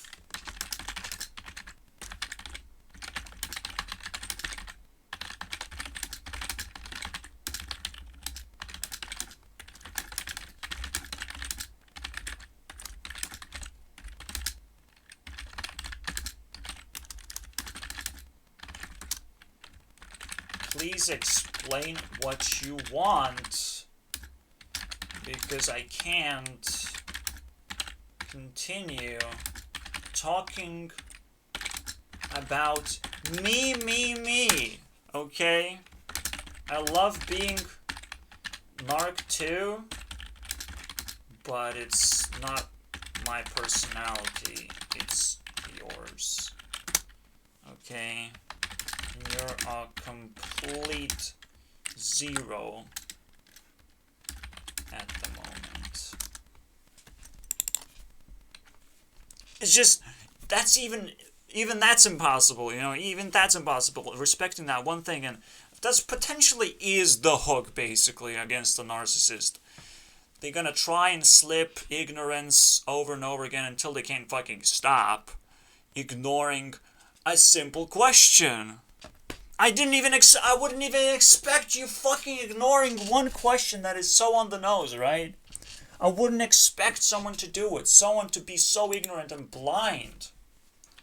I want to know an answer.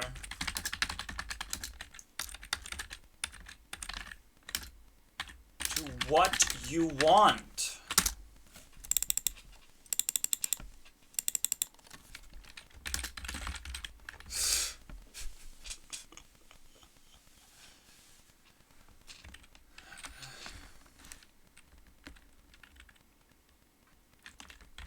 Generally speaking, whatever decent answer you can give me, dude.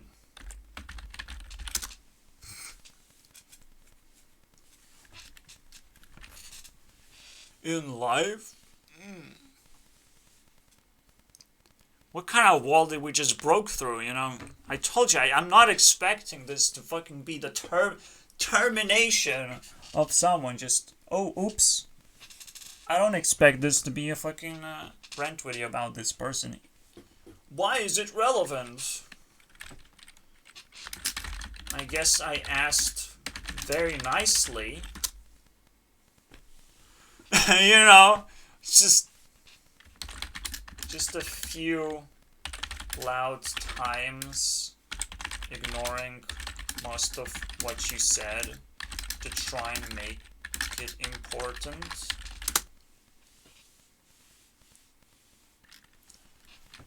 No, I guess I should have worked my ass off, paid $100, and then asked you after paying those dollars without a good chance of an answer.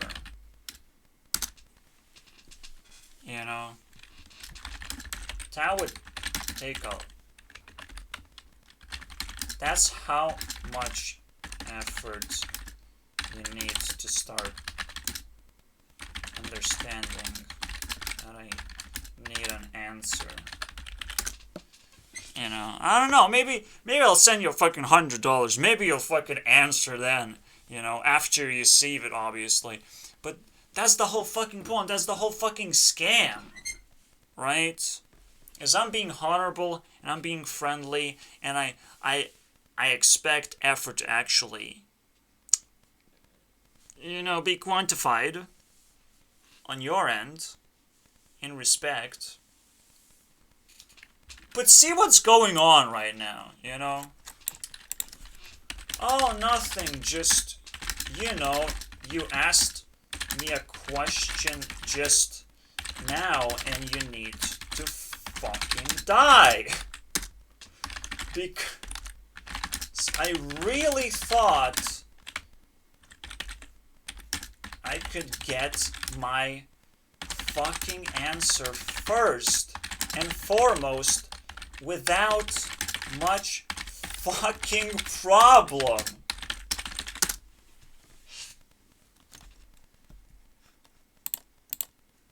Okay, block. That's a block. That's a fucking block. And no, I guess I have to unfriend. No, I have... Fuck.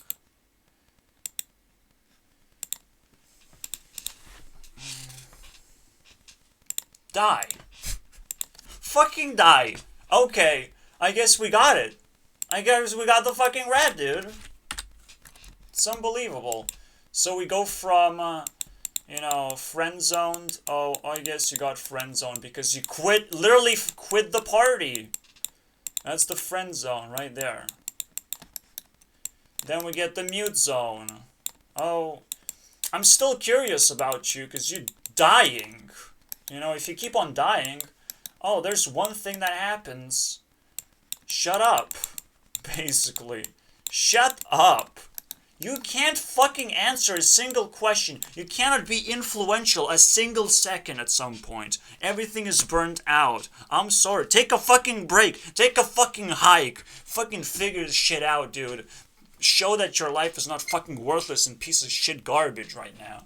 If you can't fucking answer a simple question and ask me, how does this benefit your life? How is my fucking, you know? Just fart noises, you know? If you add enough fart noises, maybe one day I'll get an answer. Absolutely, you know?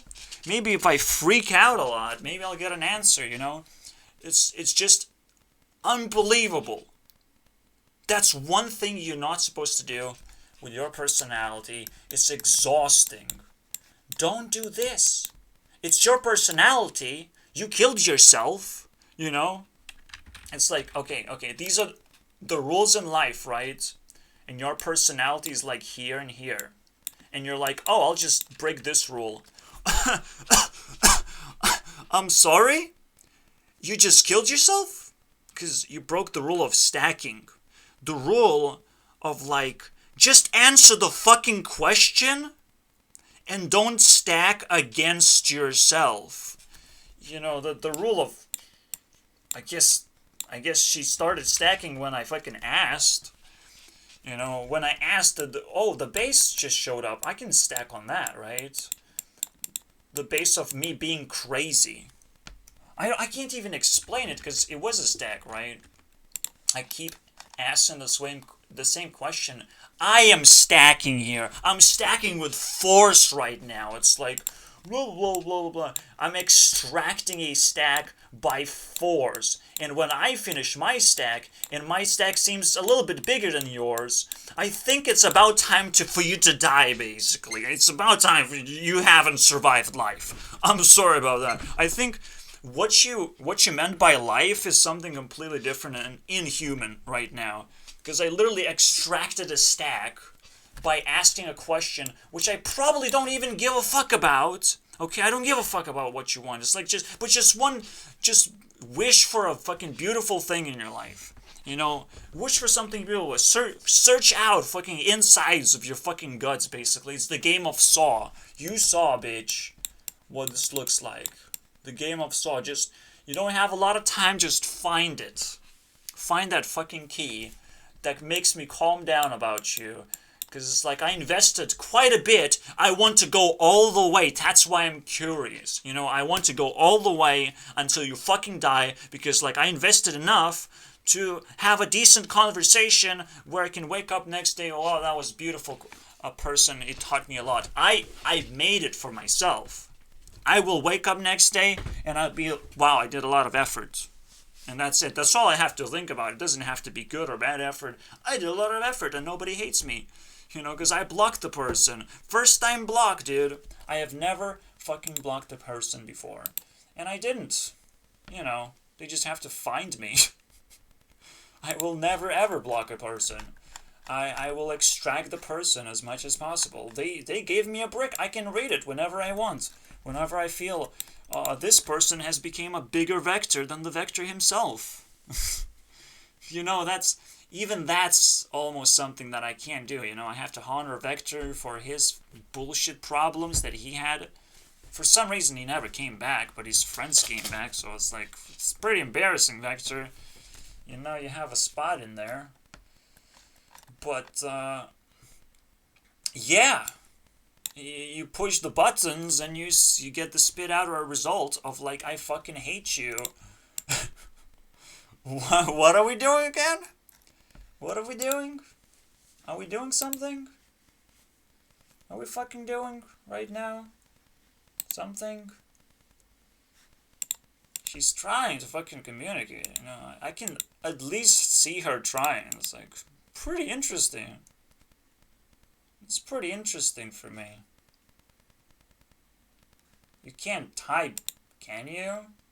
This is amazing, right? Oh, let me type something. It's a squeaky mouse episode, basically. Let me type something. You know, I can't type anything, so she can't type anything either. And she's trying. Oh, so fucking cute. There's so many reasons for me to sit here and see if she tries again. It's like, oh man, it fucking feels good. To see a loser. A sore fucking loser right now. Incapable of controlling this. Because, like, think about it this way, right? In the world there comes unfortunate events. Like, you get into a car and you get a car crash. It's unfortunate, but up to that point, were so many hints that something wrong can go wrong. You know, you have to trust your being into the driver. You have to keep your eyes on the driver too, just like the driver has to keep an eye out and say, if something is going wrong, you have to figure out how to slow him down, and it's like you have to trust the driver enough to be able to communicate with the driver. There's a lot of problems that you're rising by allowing people to take your life hostage in a way. And this is just one of those examples that I fucking can't let happen. When I literally took her, it's like, let's have a car crash. Let's fucking do it, you know? You don't know how to stack, I know how to stack. I'm not a narcissist, but I still know how to fucking stack, okay? Stack all odds and just crash my intention straight into the fucking tree, dude. Fuck your stupid life. You don't know how to stop. You don't know how to fucking... Stop being so grandiose. Stop being a zero. That's what she was doing. A complete zero. An evaporation of existence, trying to prove itself some existence. This is the rat that I'll let Onision deal with this. Okay, this is such a big rat. Onision, please explain this to me, and I'll praise you as a fucking genius right now. How this person exists is the question. It's a very simple question. How does this person exist at all? How many people does this person have to kill to exist?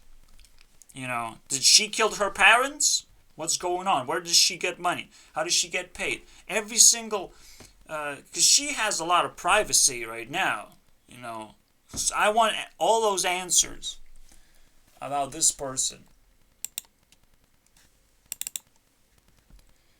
It's like, well, I had to sacrifice a car, a lot of effort, a car amount of effort to crash it, to realize, oh fuck, you can't even answer a single question, you just play with me. Because that's what you have to assume if you're assuming that this person is normal, they're playing with me, you know. Just like, I don't quite understand your question. How am I capable of answering this stupid question of like, what do you want? What do you want, man? I kind of played myself too. Oh, indexing. Well, thank you. Thanks, you bastard. Okay, I'll find a better way to index. Okay, fucking loser. What to do? What do? Too hard to index. Want. Okay, I'm sorry. Her. What do you think I wanted? Wait, what?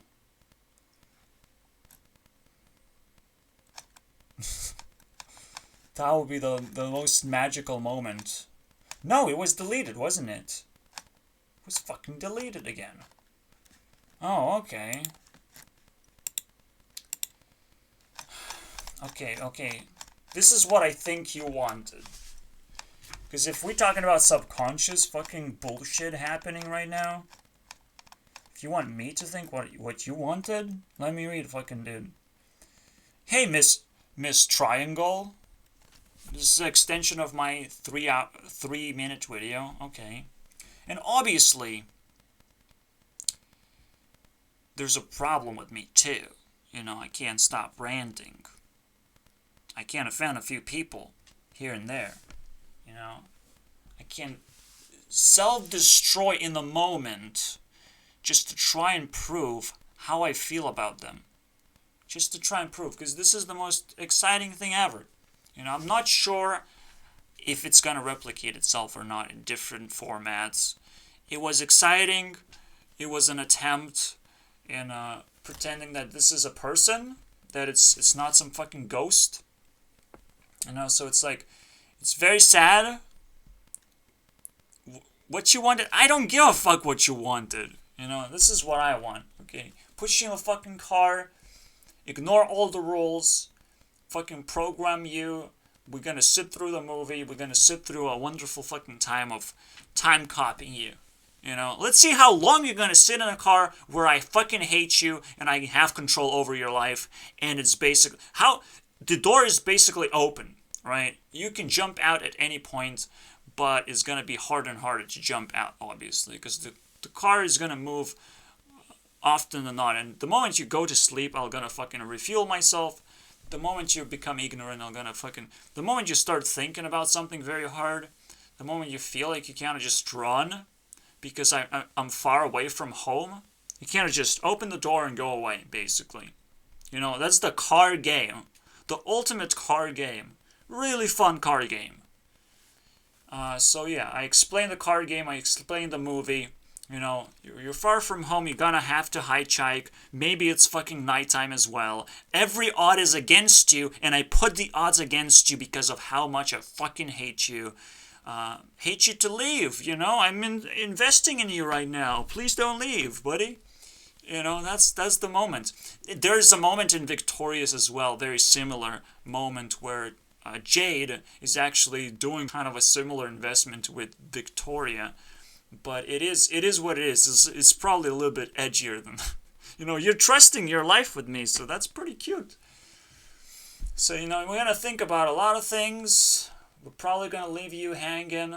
We're probably gonna leave you canned as an American. You can't leave food wasted, am I right? If you turn into food, we have to eat it. That's the magic right there. That's it, party time, bitch. These are just three emotions that I will feel. I will feel very relieved, very happy, uplifted, man. You explode and fuck yeah, you're gone out of my life. You got canned. American. You can't do a lot of things, Mr. American. But holy fucking shit. You have no idea what hatred is. And how to stop yourself from being hated. That's just one thing you can't do, because you don't care. You just don't give a fuck, do you? It's probably for very specific cases of narcissism. Very specific cases. This is epic, This is Dr. Gurnext found an actual dead person talking. It's unbelievable. You have to unstack. It's like, well, this is how you look like. A pile of bones. Can't answer a simple question. Can't actually want anything from life. Can't have any self-esteem. Yes, I put pressure on you because you keep replying. You keep existing in my life and think there is no consequence in existing. And that's why in the end, a simple question turns into a simple question again. How are you still existing? Alright.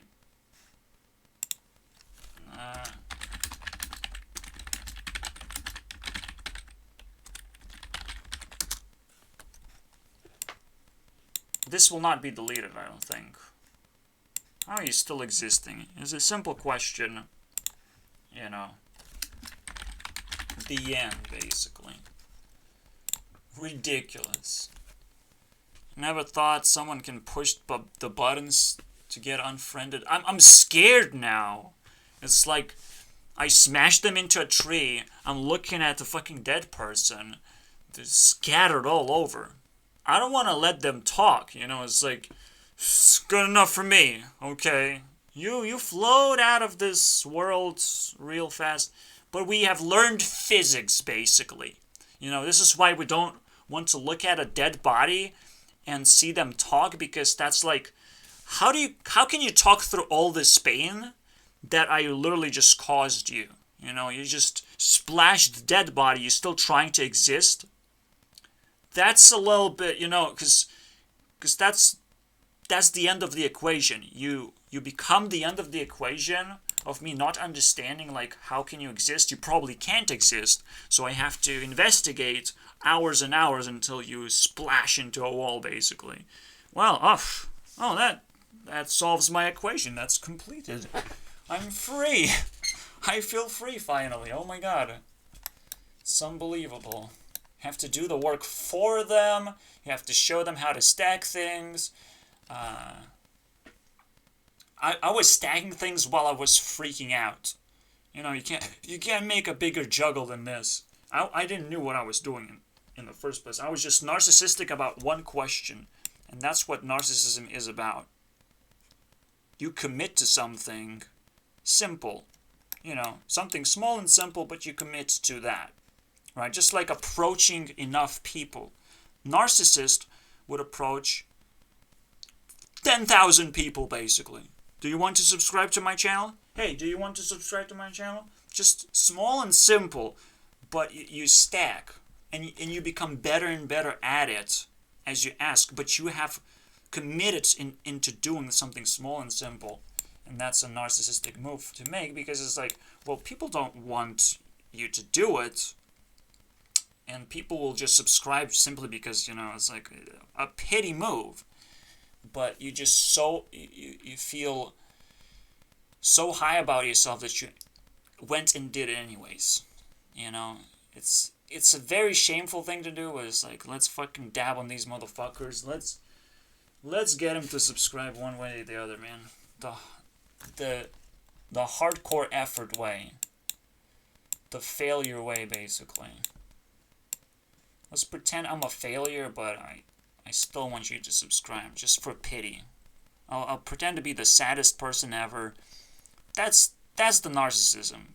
It's you turn on the sad emotion onto yourself, and you're just willing to do almost anything that's not risky at all in terms of like approaching a bunch of random people.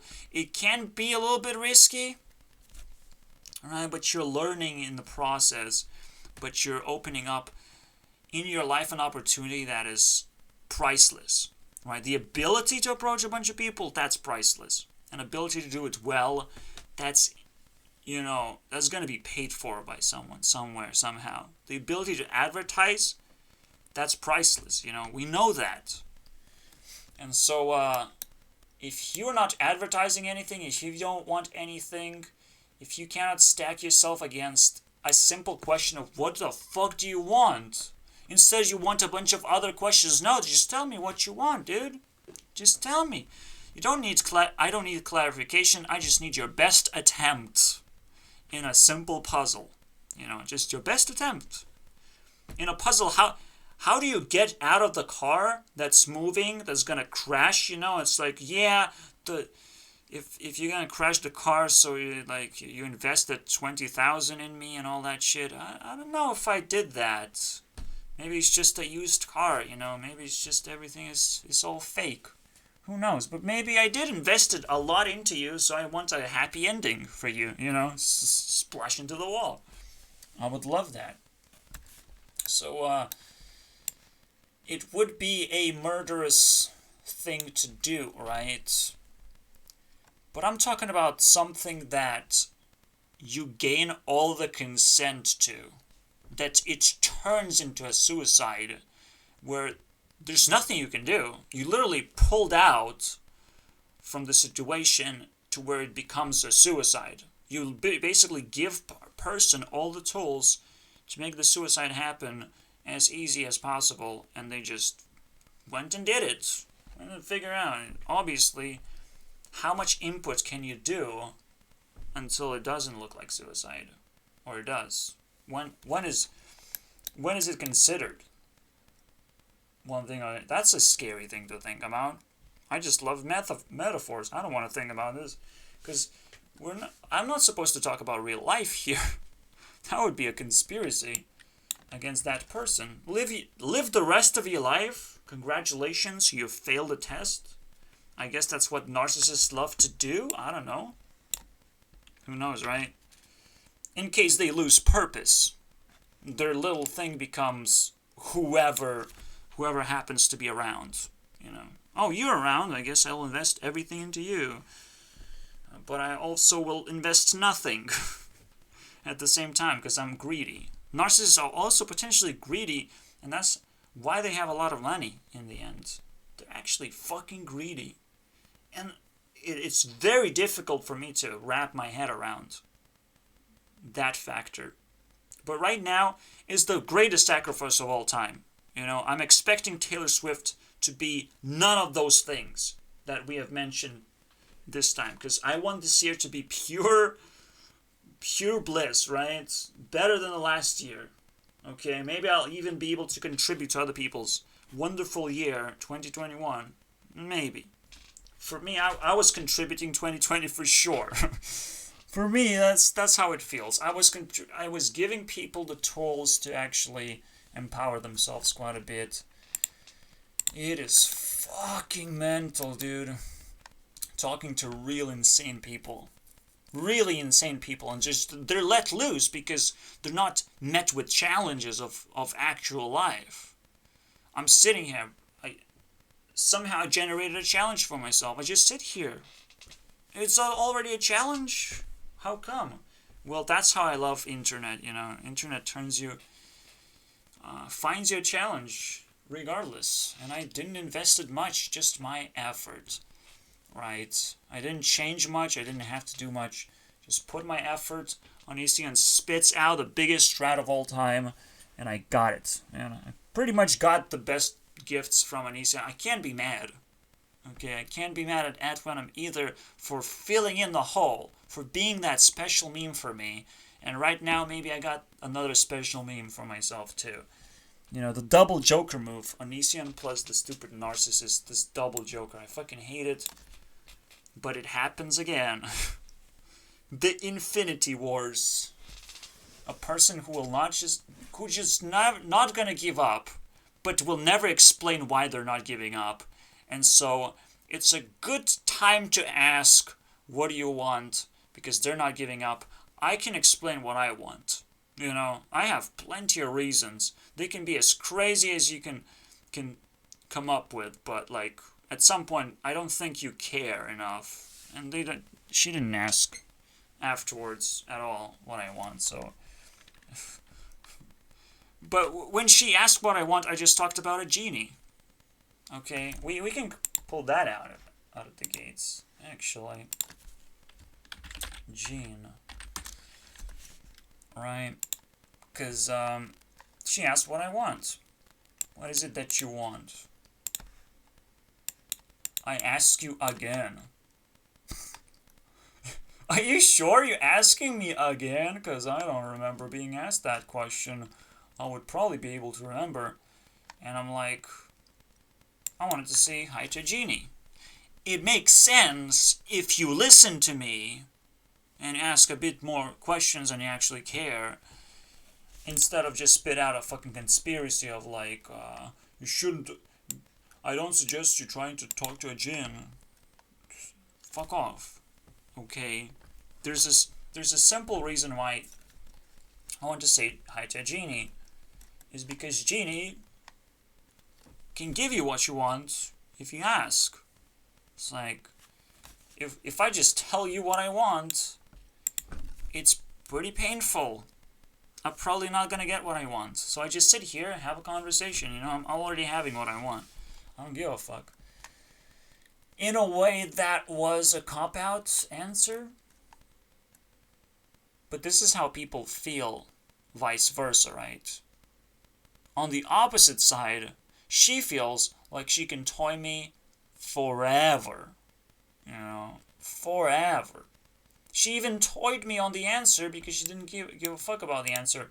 But I did give a fuck about the answer. Please try and answer something. Instead, we just stacked everything. And the idea that someone can wish you death and you're totally excluded from that, you're totally immune from that, that is very, very, very unwise decision to not care. Yeah, maybe you're too young to care and understand what the fuck is going on, but when someone wishes you death, they're kind of admitting that if such behavior pops out in their life, they don't want that behavior to happen. I don't want to act like this person did. Okay? I would kill that behavior immediately. And this behavior potentially is very harmful to you. In general, can spark similar response from the world. I'm trying to be as normal as possible, right? But that takes time to explain.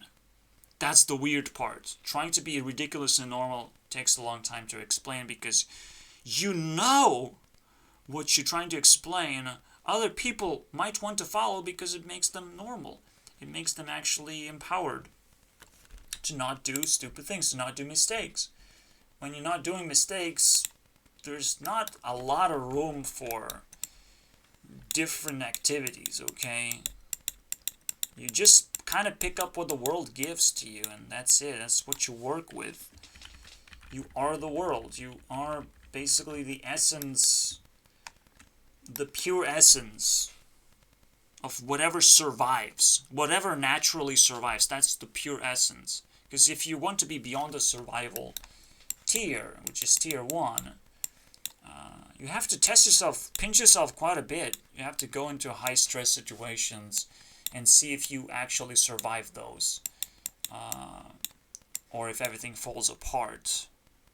And people before banning you, they wish you death. They tell you that you haven't listened to them at all. They tell you bricks and bricks of text to read, the books to read, all kinds of insights. I am actually doing it because I'm ranting, and every single rant stacks up as a book for you to read. When you're getting blocked by me, you know my social presence is there. And that is very, very bottoms up move basically for you. Gotta go from the bottom all the way to the top. I'm gonna be basically Mark Passio style in that sense. You want to reach me now that you made me mad? Go from all the way from the bottom of 2020. Go back to that, you know. If you want to reach me again, go back to the bottom of 2020 without a clue of how coronavirus will come to you. Maybe that's the coronavirus, is the setback. Some people will live in 2021, and some people will have to now learn what 2020 has to offer, being completely blocked off from an escape from this wall. It's not a virus, potentially it's just a wall for Mexicans. And Donald Trump succeeded. Congratulations. The best narcissist versus all the shitty narcissists that don't deserve the light of day. But hey, I found the worst one, potentially. You know, I found it. I exposed it. Because it takes two to create the best version. Okay? It takes a little bit of extra effort to create the worst version of something. So potentially this girl had what it takes to give me that pieces of insight of what the worst narcissist of all time looks like. Again, I have to work overtime to just express how fucking ridiculous this is. She just dragged me in. Now the question is very simple. Why would I care about this individual so much? I could have spent this time for anything else. And why would I care? Why would this be such an example of leadership, right? Of what you should do in your life. You know, first of all, we have seen this before. You marry a person you love, you spend a lot of time with the person you love. But at some point, you realize that your investment is going to shit, right? So you have to speed up, not slow down. You don't have to slow down. If you're heading towards a breakup, I would consider speeding up. Because if there is any doubt in your mind, you don't want to live with that doubt. It's gonna eat you up, man. And potentially it is the danger within, right? The danger that the other person is breaking up with you because they found your weaknesses. You know, they figured you out, or they think they figured you out. And that's the moment you have to speed the shit up, get your crazy out, see what kind of crazy things they're trying to block. It's almost like playing Hearthstone. It's like, oh, you blocked my main deck. I don't think you can do that, but let's try it out, okay? Let's see if you can fucking outpace me when I, you know, play with a slow deck. Alright, let's see. Because the deck doesn't fucking matter that much. It's just like, the main deck is what I like to play with, you know? It's just how I have fun in this game. What's wrong with that? What's wrong with me having a personality? When people find reasons to hate your personality, that's fucked up, man. You're already on the edge, alright, of insanity. Again, it's just, she has some personal problems because she's not exposed and she's not fully showing off what's going on in her life. Even Vector would have done that. Even Vector would have been honest and show off.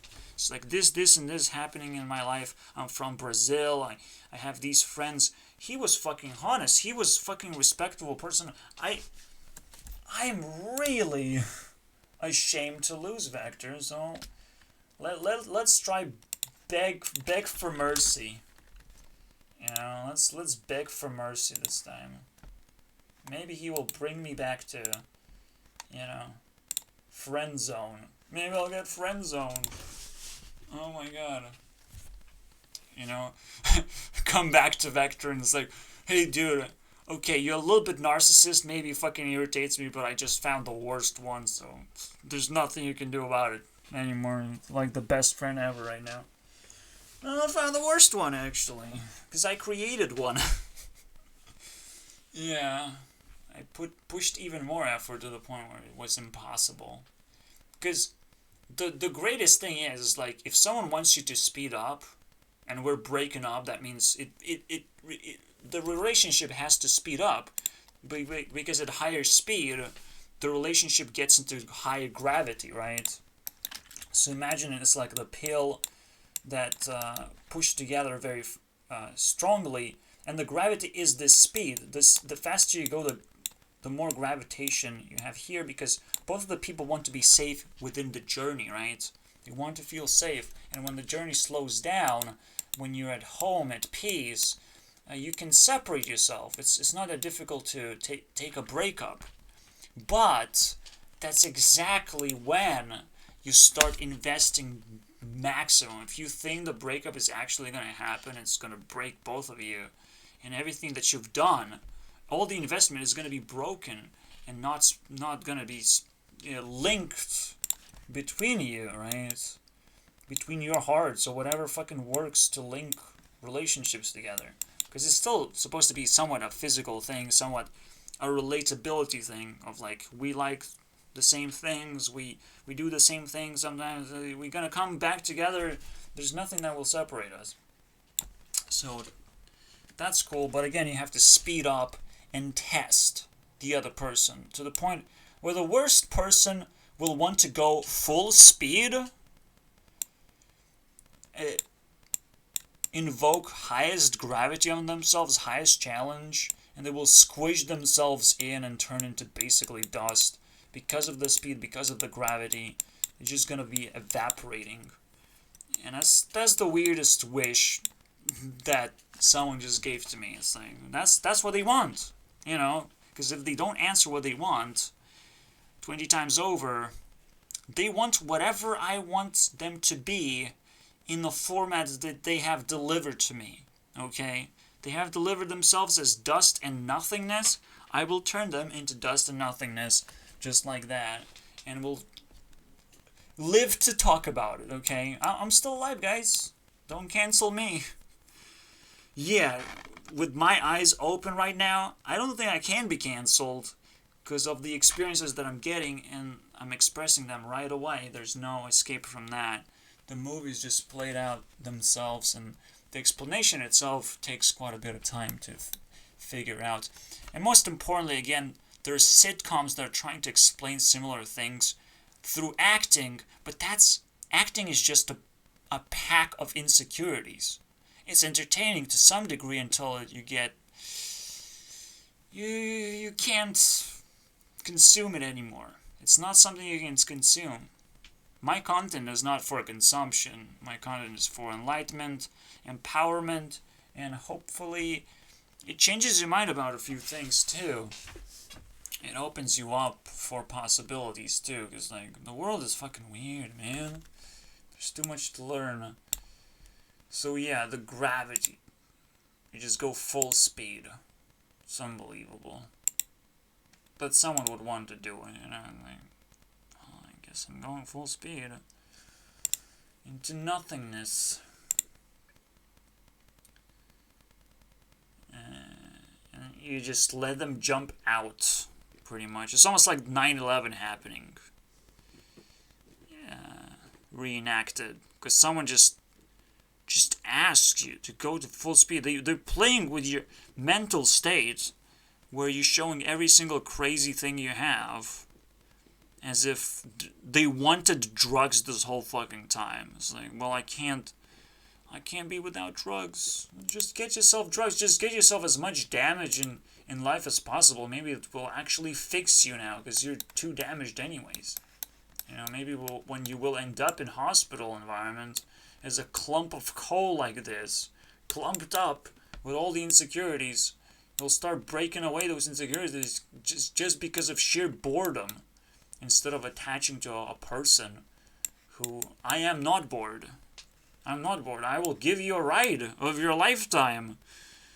And it might actually end your life if you're not being careful with it.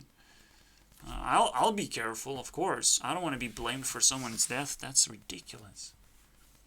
That would be so fucking painful to deal with.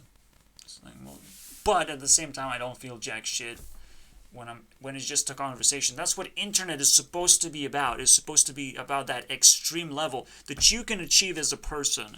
Okay, with someone, potentially, just one-on-one, but in the end, it still is what it is, right? It's just something you can do. I found it. I brought you guys to something you can... Now, again, we go back to the initial question. Why would this matter for a YouTube CEO? Why is this ends up the storyline for this video? And I have to say it, like, my world is too magical, so I just let it slide. Whatever is the ending of this rant must be it. Must be one of those moments when I've learned something truly important. And in a way, maybe that's the whole point, right? I have to prepare myself for this ultimate ride. Break the speeds with one-on-one, basically. One-on-one. Let's fucking go, baby. And, I don't know. I just don't see it, but I do want to see it. I'm not gonna give up unless I fucking see it. So let's rephrase that. What a YouTube CEO is supposed to do? What is the most important trait? Let's rephrase that, right? As a YouTube CEO, I have to fucking sit here through hours and hours of content. Alright? However, at some point in your life, a challenger appears, right? Potentially giving you a 2x boost. So what you want to do is pick up the challenger instead of grinding videos. Pick up the fucking challenger, and just roll with it. And you're gonna go 2x boosted experience until it breaks. Until the challenger decides to break one way or the other. So in this case, it was all me. It's like, I got a free challenger. Basically, we're gonna go until I get to break that person. And in that sense, I would say that's pretty beautiful experience. Because it's just someone who got introduced into the internet as a space as a whole, right? And they will probably grow out of their bad problems. They're really bad. They're terrifying. And they kind of weigh me down in a sense because the breakup happens very quickly because it happens at my speed, at my pace. Right? They can't keep up with me, so they just give everything to my pace. It's a sacrifice in a way. So at 2x speed, as long as you grab the opportunity, this is the greatest thing ever for you. Right? Anytime you can pick up a higher speed of any kind, that's a much greater thing than just watching YouTube videos, right? So, the same way YouTube CEO is supposed to value the ability to connect to a YouTuber, to talk to YouTubers, to have interviews, extended interviews, and she should have posted those interviews full length on her own channel to accumulate her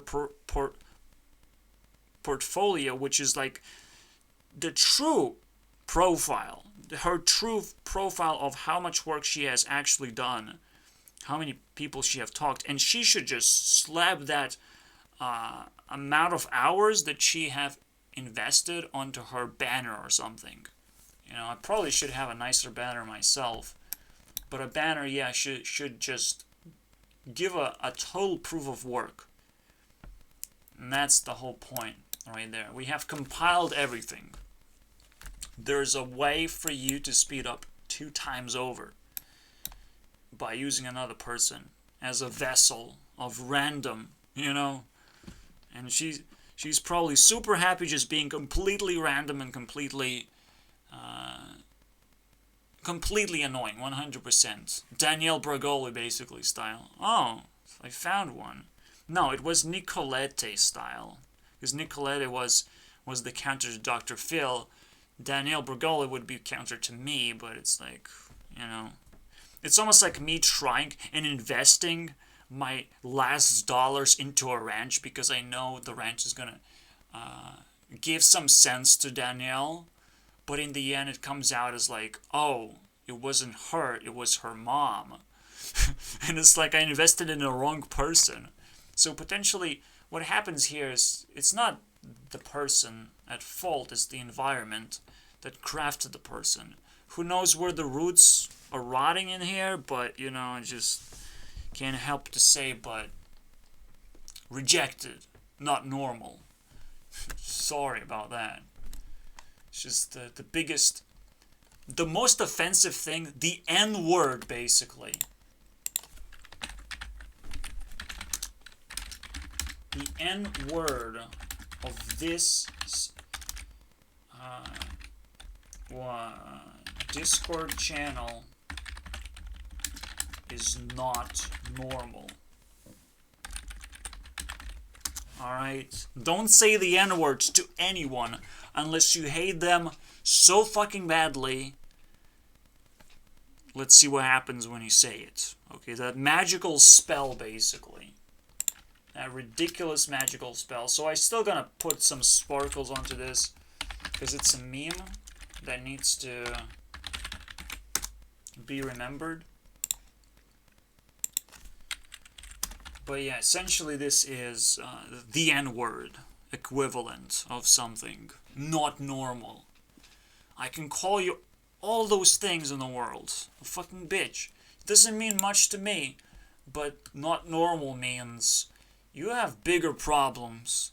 Something that I cannot fix. And if you don't fix your own problems,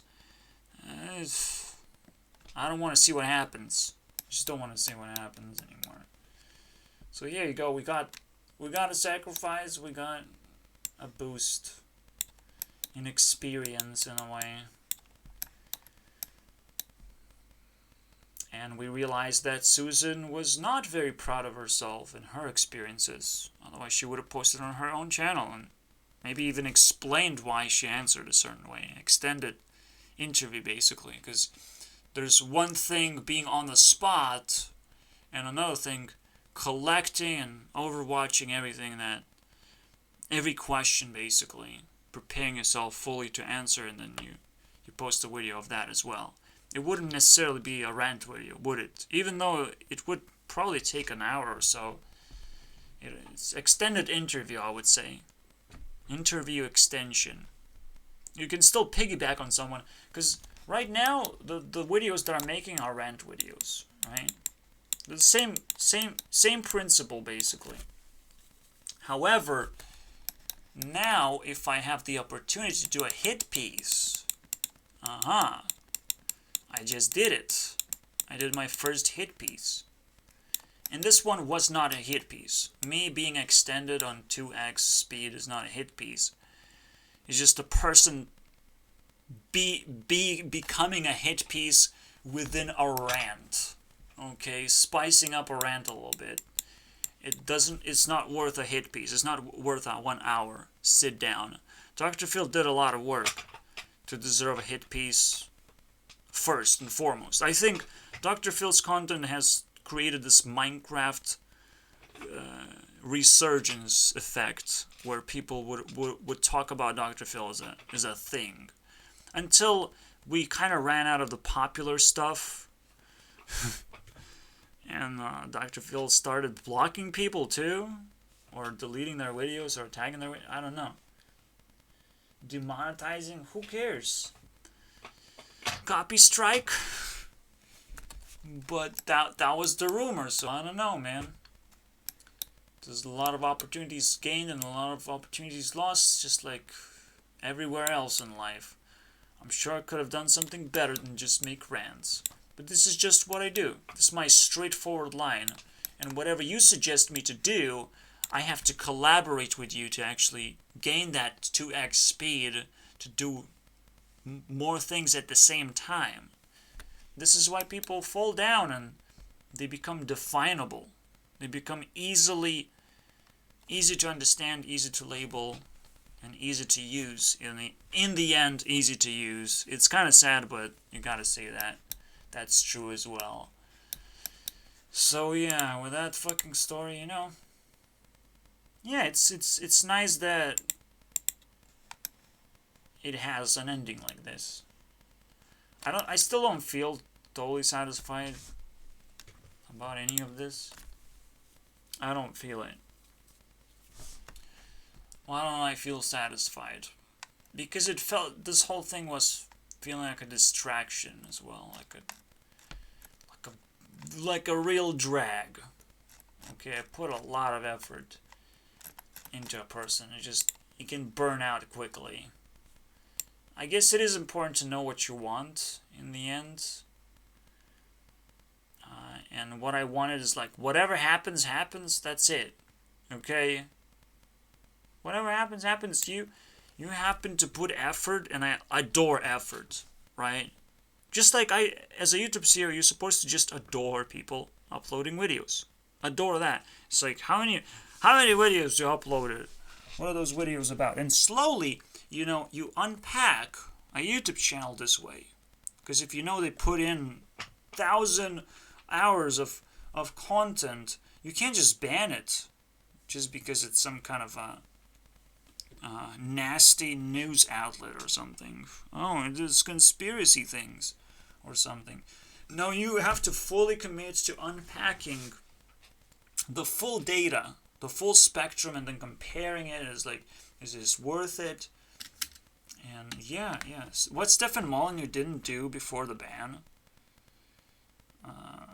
or why he potentially got banned, is like, well, he's not advertising anything. That's supposed to be a honorable thing, people watching this guy, and he's not monetizing his content. Did he got banned for that? We still don't know. I still don't know. Sitting back. We can honor this guy because this video is big news. Reminding people I'm YouTube CEO, okay?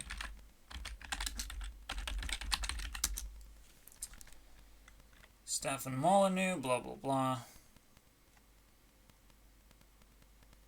It's kind of disappeared now. It's so fucking weird, man. 2 days ago? Let's find him, this month.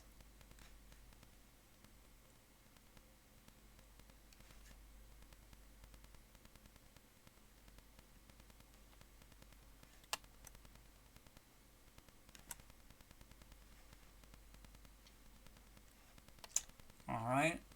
That's his work. And it's someone doing work. Like, how dare you, YouTube? Someone doing work. I didn't even see this guy being controversial in that sense. That's the scariest ban ever. That's the one that fucking breaks me, personally. Because, I didn't like him. I actually wrote some nasty comments and shit, and happened not to agree with his points at all at some point. Because, I'm outsmarting a dude, and he is being narcissistic too himself. And he has to take care of his daughter now. So it's like, you probably have better things to do in life than just make YouTube videos for minimum profits. Because you have to be a little bit greedy too if you're a narcissist. You know, and figure out if donations is a good substitute or is just a little bit too much effort you're asking for the people. And maybe it's going to change your mindset if you're not asking for donations every single episode. It's a very, very tricky question, I would say. I would definitely just let myself monetize myself, because ads are just colorful to watch and they're the edge of technology, I would say. It's something that people are willing to promote. It doesn't look nasty.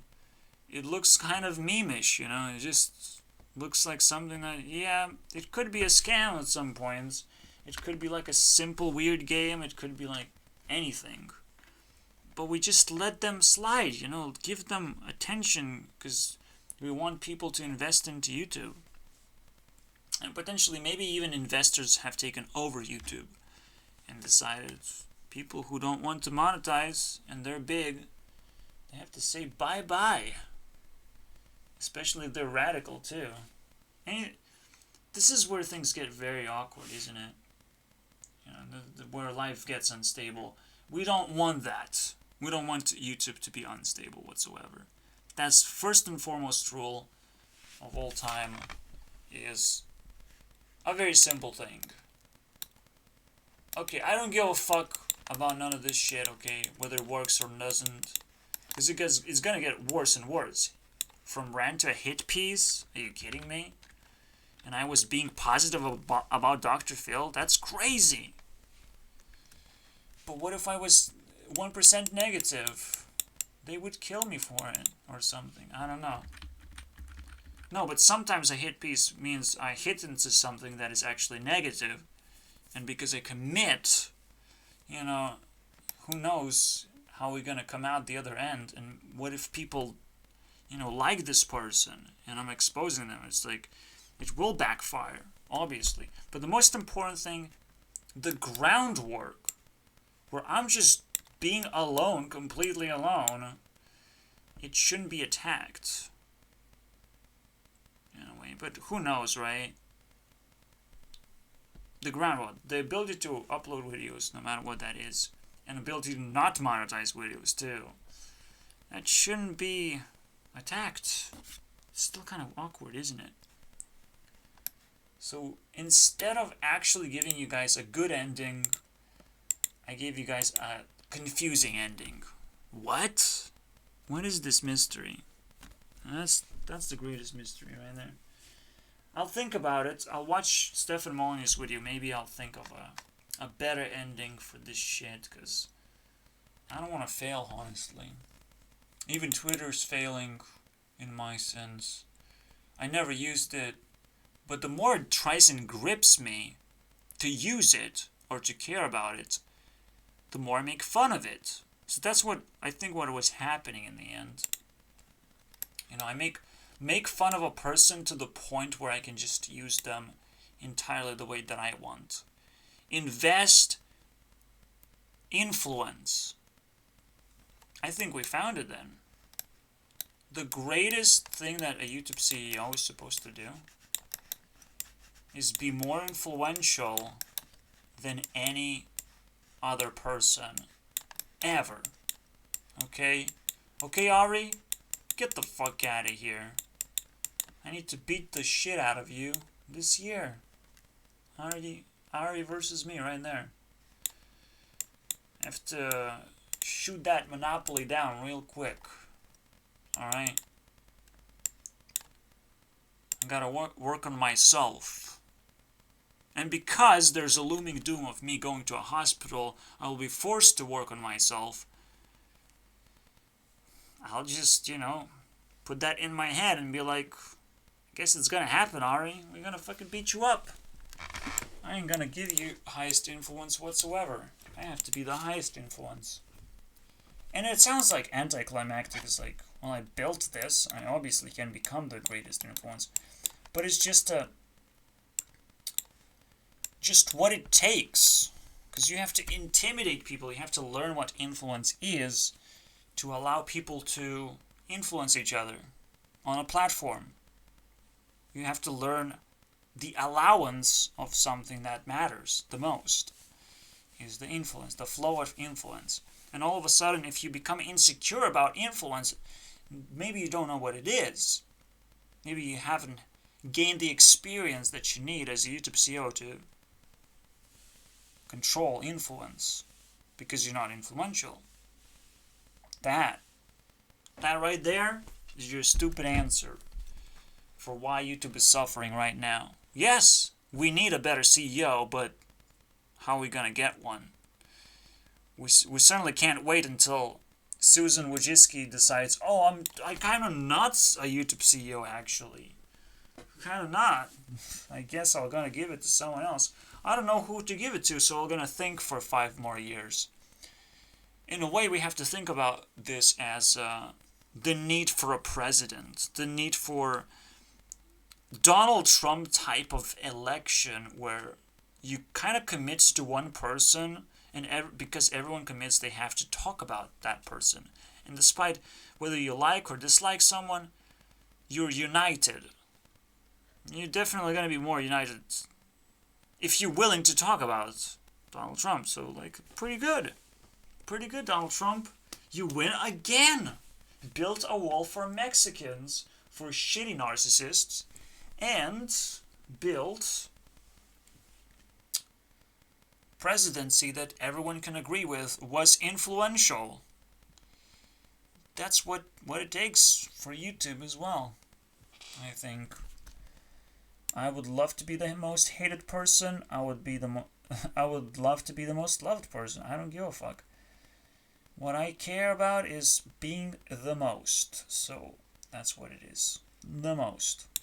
So I can outshadow all the losers of YouTube and say how it is. Okay? When I speak, they fucking have to listen because I put a lot of effort into understanding what's behind. What is the trick, basically? What's the magical trick? How it's made. And when you fucking unleash your magical tricks and astonish your opponent, that's it. And I'm like, you know how the trick is made? No? Give up. Just give up at this point. Just give up. Give up. Think that I'm a higher person than you at this point. If you don't know how the trick is done, give up. Now, what tricks am I talking about? What tricks do I have up my sleeve? I want to see people again try to make rant videos as long as I am making and squeeze into their YouTube channels. If you can do that, congratulations. If you cannot do it, that's a magic trick. I have a skill. Now, obviously, it's not going to mesmerize people as a magical trick. There's something I have to think about as well. Oh my god. But see, the real magical trick is what I'm realizing. If there's a single doubt in my mind, I just drag myself in. No matter what. I never give up. Okay? I will never give you up. I will never let you down. Every single rant video in the end, you realize it's a rickroll. Because it's about me trying to grab influence in the most honest and humble way. And it's like, please give it to me. It's not a big deal at all. You know, it's just something someone somewhere has to have. And I have enough respect to myself to claim this to be reasonable for me to have it. You know? That's the end of my speech. A reminder, I'm a YouTube CEO. Have a nice day. Because I'm fucking tired. I had a terrible day. Yeah, please guys. Please guys, can someone help me out right now? I had a terrible day. Don't donate me, just watch my video. Because that's how it works. Watch my fucking ads. Watch my ads, because my ads are better than everyone else's ads. Okay? Can we do that? Thank you. Very nice. That's how people are supposed to donate. Just pretend that my ads are a little bit better than other people's ads, so just disable ads maybe? That can work. I would love that. Thank you. Very nice of you. Now, again, obviously it's not going to happen while I have under 1,000 subscribers, but it is what it is. Okay. I'll find myself eventually. And I'll burn out eventually as well. Right now, I'm burning out. I can feel it in my throat. My throat can't fucking take another hit like this. 3-hour hit. Straight after, Dr. Phil episode. I'm just smashing through. Fucking take a hit on someone else at the same time. Juggle them into my vile not giving up phase. But again, I don't give up until I'm satisfied.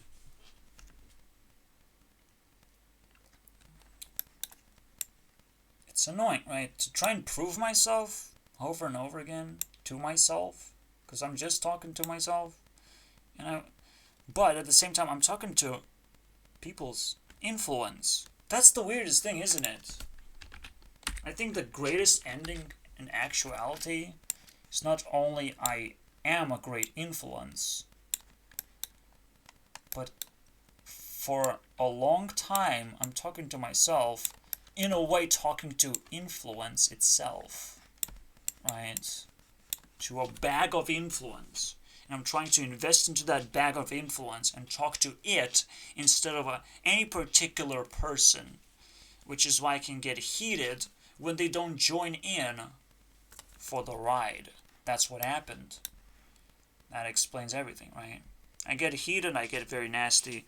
I ask what you want, I try to trip them, I try to stack them against odds. They don't understand, they don't slow down, they don't respect, they don't have parenting skills in a way of I have great parents type of skills, okay? That would stop them from having terrible experience in life.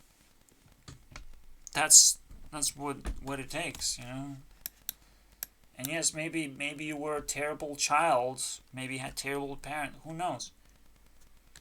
But she couldn't join in for a ride of me talking to influence because this looks like schizophrenia or some bullshit.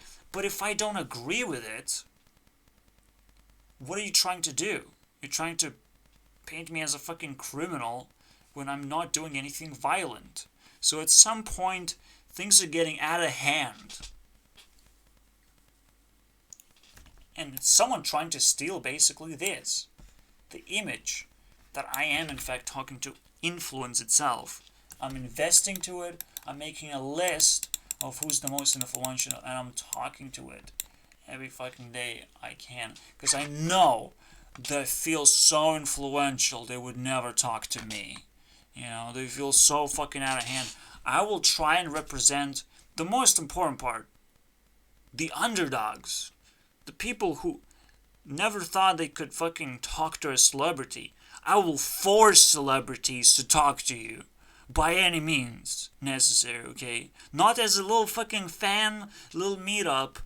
As like, oh, sign up for my fucking t-shirt. No, I'm gonna fucking force them to interact with you. They have to make that fucking choice, okay, in their life. Do they want to continue being a celebrity and be subjected to that epic choice of which fan are you gonna pick up in the end of the year and adopt into your life? Because that's what has to happen. You can't just run away from everyone in the end. And usually it happens. It generates a new person in your life. And it shouldn't be forced. But it's just what people would anticipate for too. We have to care for what people want the most. That was the end of that story. That's where it ended, right? I cared. Didn't quite got anything. So I'm still a winner in the end. Potentially, it's just a girl who gets crushed by a man who wants bigger things in life than just be stupid and crazy. and make the conversation last long enough so I can take advantage of someone. It's not how it works. You know? And yet again, I just found myself another wormhole. I'm not satisfied. Fuck. I am talking to an influence. But that's the whole point, right? I'm trying to beat the influence that I create, that I invest into. I'm trying to be my own person, obviously. And to find myself big enough to defeat this entire cloud of influence. I'm trying to pump it up and then match it up to it as well. The matching up process, not sure if it's working out for me. That's questionable, isn't it? Matching up. How am I supposed to match up now? And now I just have to let it go. It's like, as long as I have to solve problems, I have to record it too. But, it is what it is. It's pain. It's pure pain. There's no way out. It's just pure pain. So, what do I do to match up against the influence? Do you turn into a Super Saiyan because your opponent is stronger than you and you have to match their influence? Do you have to always do it? Or is it just enough to let the influence be there? That's it. It does. Check out. Just be close enough to the greatest influence ever, meaning that you probably have to construct it yourself. Out of every single piece of influence you find, you have to be the collector of influence. And that's potentially what I am and what YouTube CEO is about. We nailed it. Okay? This is the final point.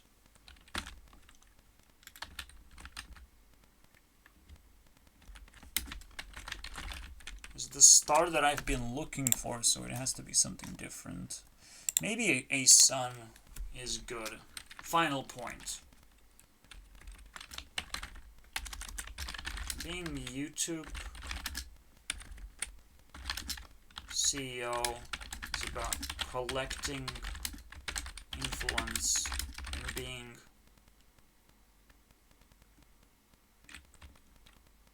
close to it. To it, please. And that's the end of that. Collective influence is almost like build your bed, because don't take your bed for granted. Doesn't bed sounds like fun, legit fun? Believe me, bed is my biggest friend, and it's probably yours too. The bed. Where else do you spend your most? Well, potentially some chair too, pretty cool. But that's what it is. Craft the greatest bed ever. Because it's not just about the bed, it's about how you sleep in it, right? How you get yourself exhausted in order to accept the bed in your life. You have to be able to craft that influence to be able to spend time with it. If you can't spend time with it, then it's not influential enough. And so that's the puzzle for me that I have to solve every single time. I have to have a need to watch YouTube videos and tons of them and be associated with YouTube to the max. And not just do it as a job. Okay, for the money. No one can accuse me of that. Okay? That's what you can trust. And until people figure out that I'm way better than Susan or whatever, and I can replace it. Until people figure out how to control their powers and shift those powers to the person who can have it. Because clearly Susan's not going to do it. Not going to do what you want anymore. She's not talking to you. And, I don't know, maybe she can shut you up a little bit and give you some sensible words to follow. but she might not feel like on your level. She might not feel like she comes down to your level, or gives you enough influence, a piece of influence, right? Doesn't throw a book to you read or something. If she cannot do that, she's not quick enough to just pew pew pew pew pew, right? AK-47, read this book, keep shooting books at people, and you will probably be able to stop them from raging on when you give them work to do. And the best work to do is, again, build portfolio of your adventures. I have a big portfolio now. Now when I tell you you're set back to 2020, the start of 2020, I've given you the greatest nightmare of your lifetime. I don't know if you can climb my rant videos just like that, from all the way down.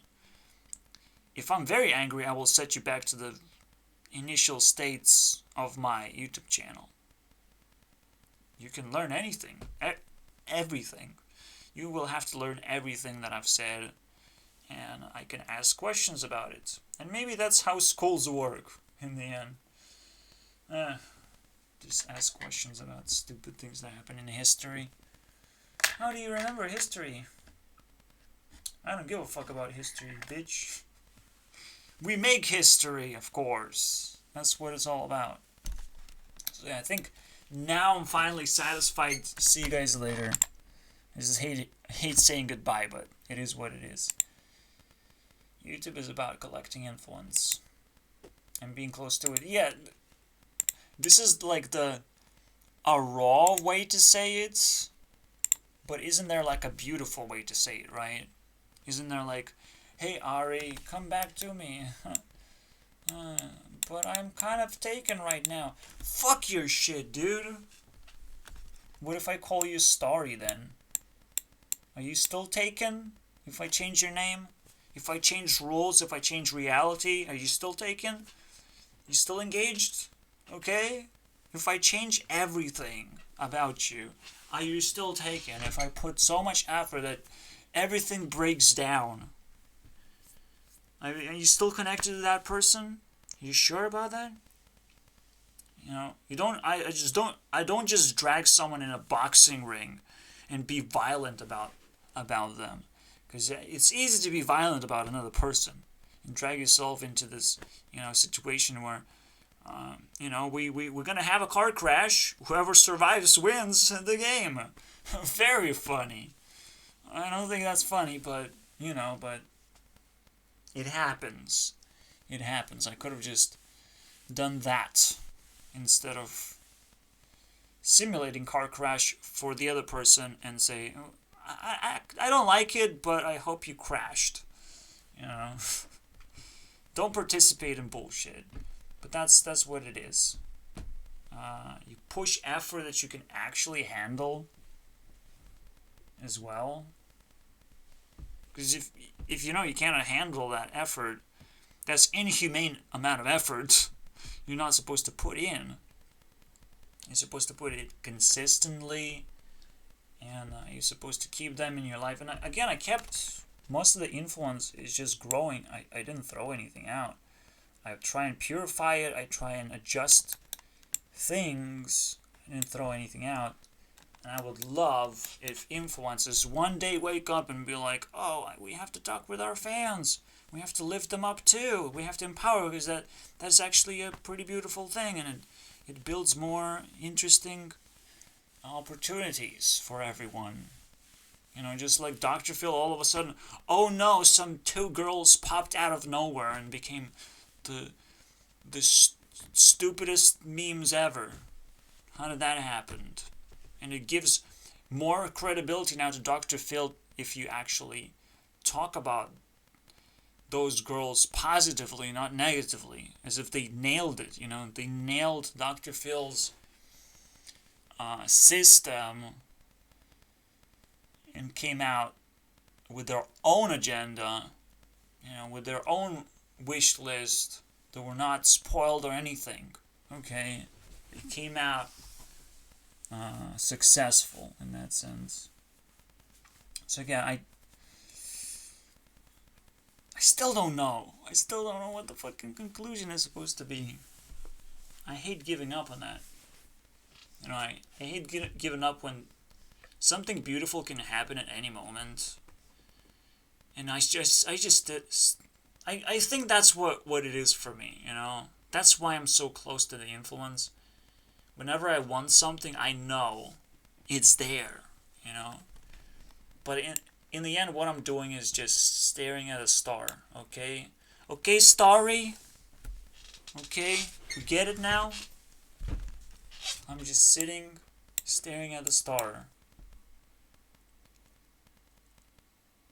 And because I want the star to be closer to me, I do feel the longer I stare, it gets closer. And it's like, and every single time it gets a little bit closer, I'm like, oh my god.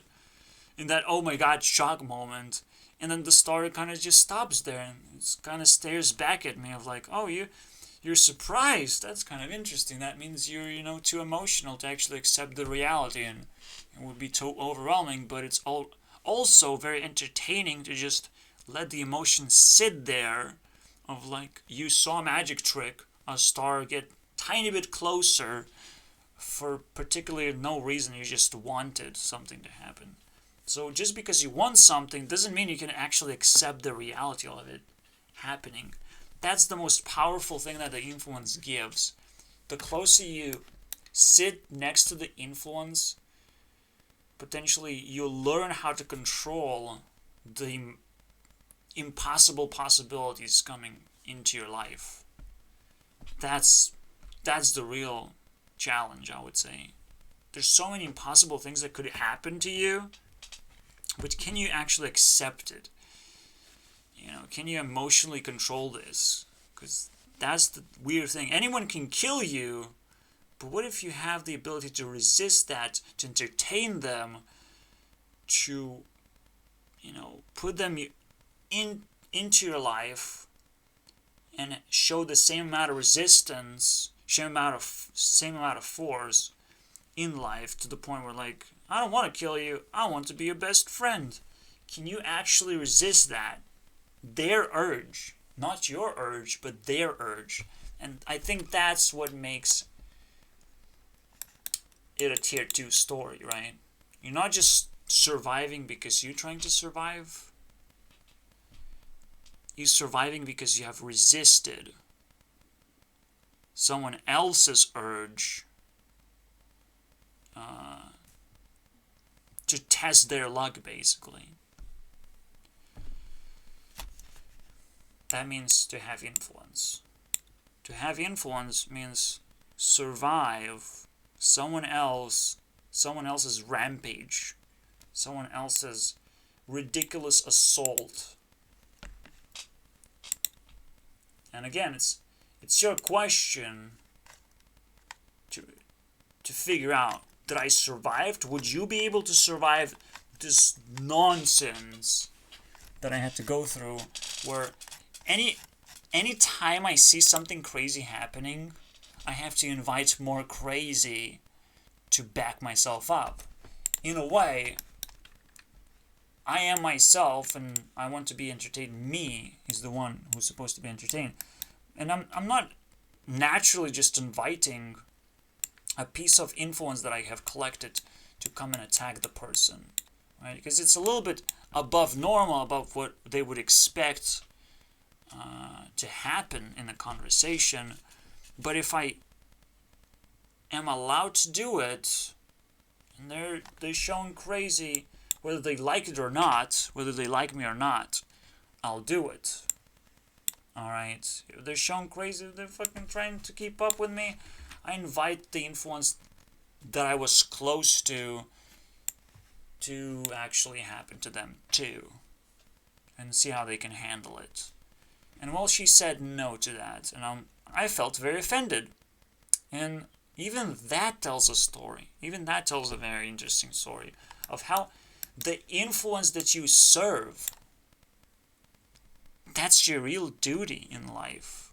Because that's the thing that you protect. You collect, you protect, is the thing that helps you sleep, is the thing that helps you dream in the first place. Because potentially in the dream world, that's where you are. inside the influence that you have collected, inside the people that you get to know. That's the world that you live in the dream world. I've seen celebrities, the celebrities that I really care about, show up over and over again. And I get to kiss Rebecca Black, too, in the lips. That's pretty crazy, actually. I don't think I have explained that phenomenon. But I only kissed one girl once in a dream state. And that was something that a lot of people observed when it happened. It almost like the roof came off and a bunch of people were watching this whole spectacle. And it happened again with Rebecca Black. And it's like the greatest gem of YouTube.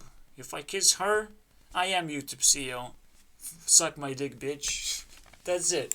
You can't say no to that anymore. Okay, you wanted a cheesier storyline to this one. You got your cheese, man. And I'm not gonna say what it is, but JWL drops the cheese, and you know what it is. Okay, the JWL of YouTube. Got it? See you guys next time. 2021, bitches. I'm ready to take off. Okay, ready to work, if possible. If not possible, I'm not on vacation. Don't believe that I'm on vacation, because this is it. This is what I love to do. Like, what else am I gonna be doing in life? I have to forget about everything else, about profits and stupid shit. I'm concentrated on work, and that's the most liberating thing ever. And jailing thing at the same time. It's there in the middle, right there, okay? You don't need to be liberated completely. You don't have to be completely jailed. You have to be in the state of work. Because then you're constantly experiencing things, and that experience is valuable. That's the best thing of both worlds. In jail, you get the experience, but you can't really escape from that experience. You're gonna get butt-fucked so hard, okay? And in liberty, you get... the rewards. Alright, you're liberated, there's a lot of fucking weird shit happening. For some reason, it's weird, right? In jail, you're supposed to be rewarded. But you don't get respect or anything, you're just jailed. Actually get only the experience. Because it's the high level gravity in jail system. So, but in liberty, you get the ability to have anything you want. Just the only punishment is it doesn't feel like an experience because it doesn't have its own intentions anymore. You can have whatever you want in whatever shape you want. You just take it. My age person, if they're powerful enough, they would have quite a lot more than I do right now, right? Unless I've been doing work and I've been doing completely fine in between, sandwiched in between these two worlds, and I was doing still fine. And I was finding my values in my jail. My liberties in my jail, that's it. That's where the work is. So congratulations if you make it this far. JWL liberated me. It was kind of her year, last year anyways. And she somehow sneaked in as well. That kiss was fucking weird too. It's out of nowhere too. It's almost like... There was a dream where I graduated, and everyone congratulated me on something. And I graduated with Rebecca Black, basically. Somewhere, somehow in the dream world, I graduated something. And everyone gave me flowers. It's like the weirdest thing. Like, why would a dream generate like this? I wouldn't ask for this. But it's the weirdest thing because it's just randomly generated out of the things that your brain came up with, because it's kind of happening somewhere, somehow. It's the context of reality, I would say.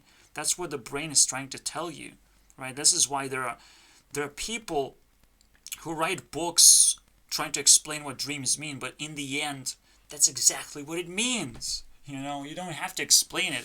It's somewhere, somehow, in the parallel universe, this is happening, right? It's almost reality, where people are congratulating you because you graduated. And the thing is, what you remember, what's the most influential and impactful thing in the dream world, I believe to be the most influential and impactful thing in reality too.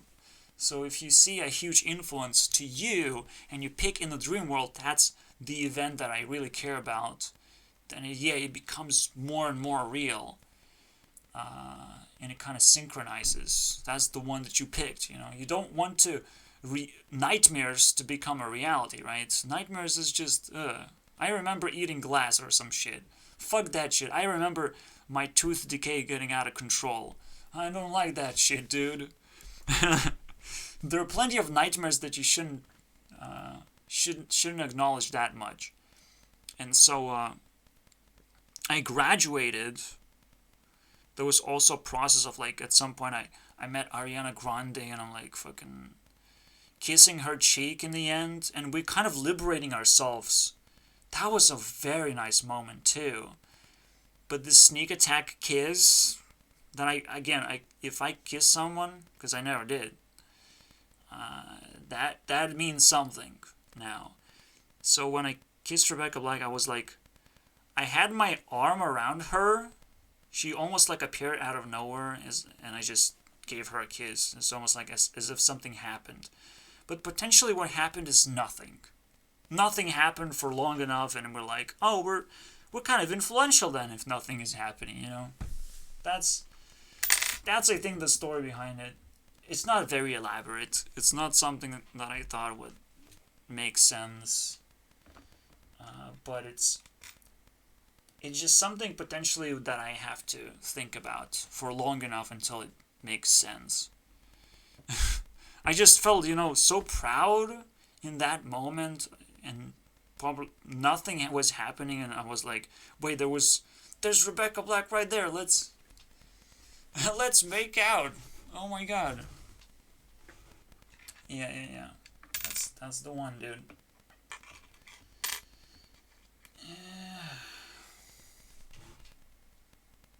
Yeah, and I have to look at Ariana as a sister type. For as long as she's engaged, I still have to, respect her boundaries or whatever. So kissing on a cheek, not breaking any boundaries, being very friendly and liberating ourselves. Pretty nice storyline. I don't know. We'll see, and that's what I live for. Those fucking dream sequences are everything to me. I don't get to fucking interact with celebrities. That ain't gonna happen. But in the dream world, if you can actually empower your dreams, if you can actually liberate yourself from bullshit, that not everything is possible. But in a way, people will interpret this so many ways. It's so annoying as well. And it's annoying because guess what? My work is never over. Gotta keep on working. And I have to be happy that I have work and I don't have to surrender to pure jail or pure liberty. Why liberty is so fucking insane? Because it's ridiculously boring and it invites you to do bad things to good people. It's the most painful thing to live in. I want to make more pain to you because I want to experience, right? I want to cause pain because I want to experience. And that's something to think about again. That's just something that feeds into my work. So, next episode, guys. And again, I gave you the cheese. I told you that I got the kiss, and technically that's it. But No, that is the ending. No, I'm satisfied, okay? I got it. Thank you. Thank you guys for watching. I got you too, as well. If someone actually watches this video, holy shit, thank you. In a way, I should feel like this, right? But,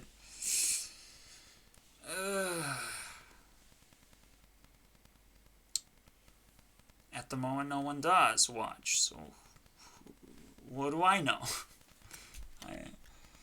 Reality has to still prove itself, right? So while I'm working, I can also show my middle finger anytime I want. Hey guys, I don't think you guys are working. That's the end of that. It's like, it doesn't matter whether I'm YouTube CEO or not. It matters if we all work together. Okay? Does that matter? And we sell our differences in a way that we maximize our work. Because that's what maximum life is about. Is work. Gain maximum experience and maximum amount of opportunities at the same time. That's what it is.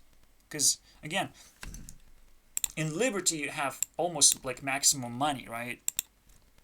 And in jail you get maximum experience because you kind of can abuse people in a way.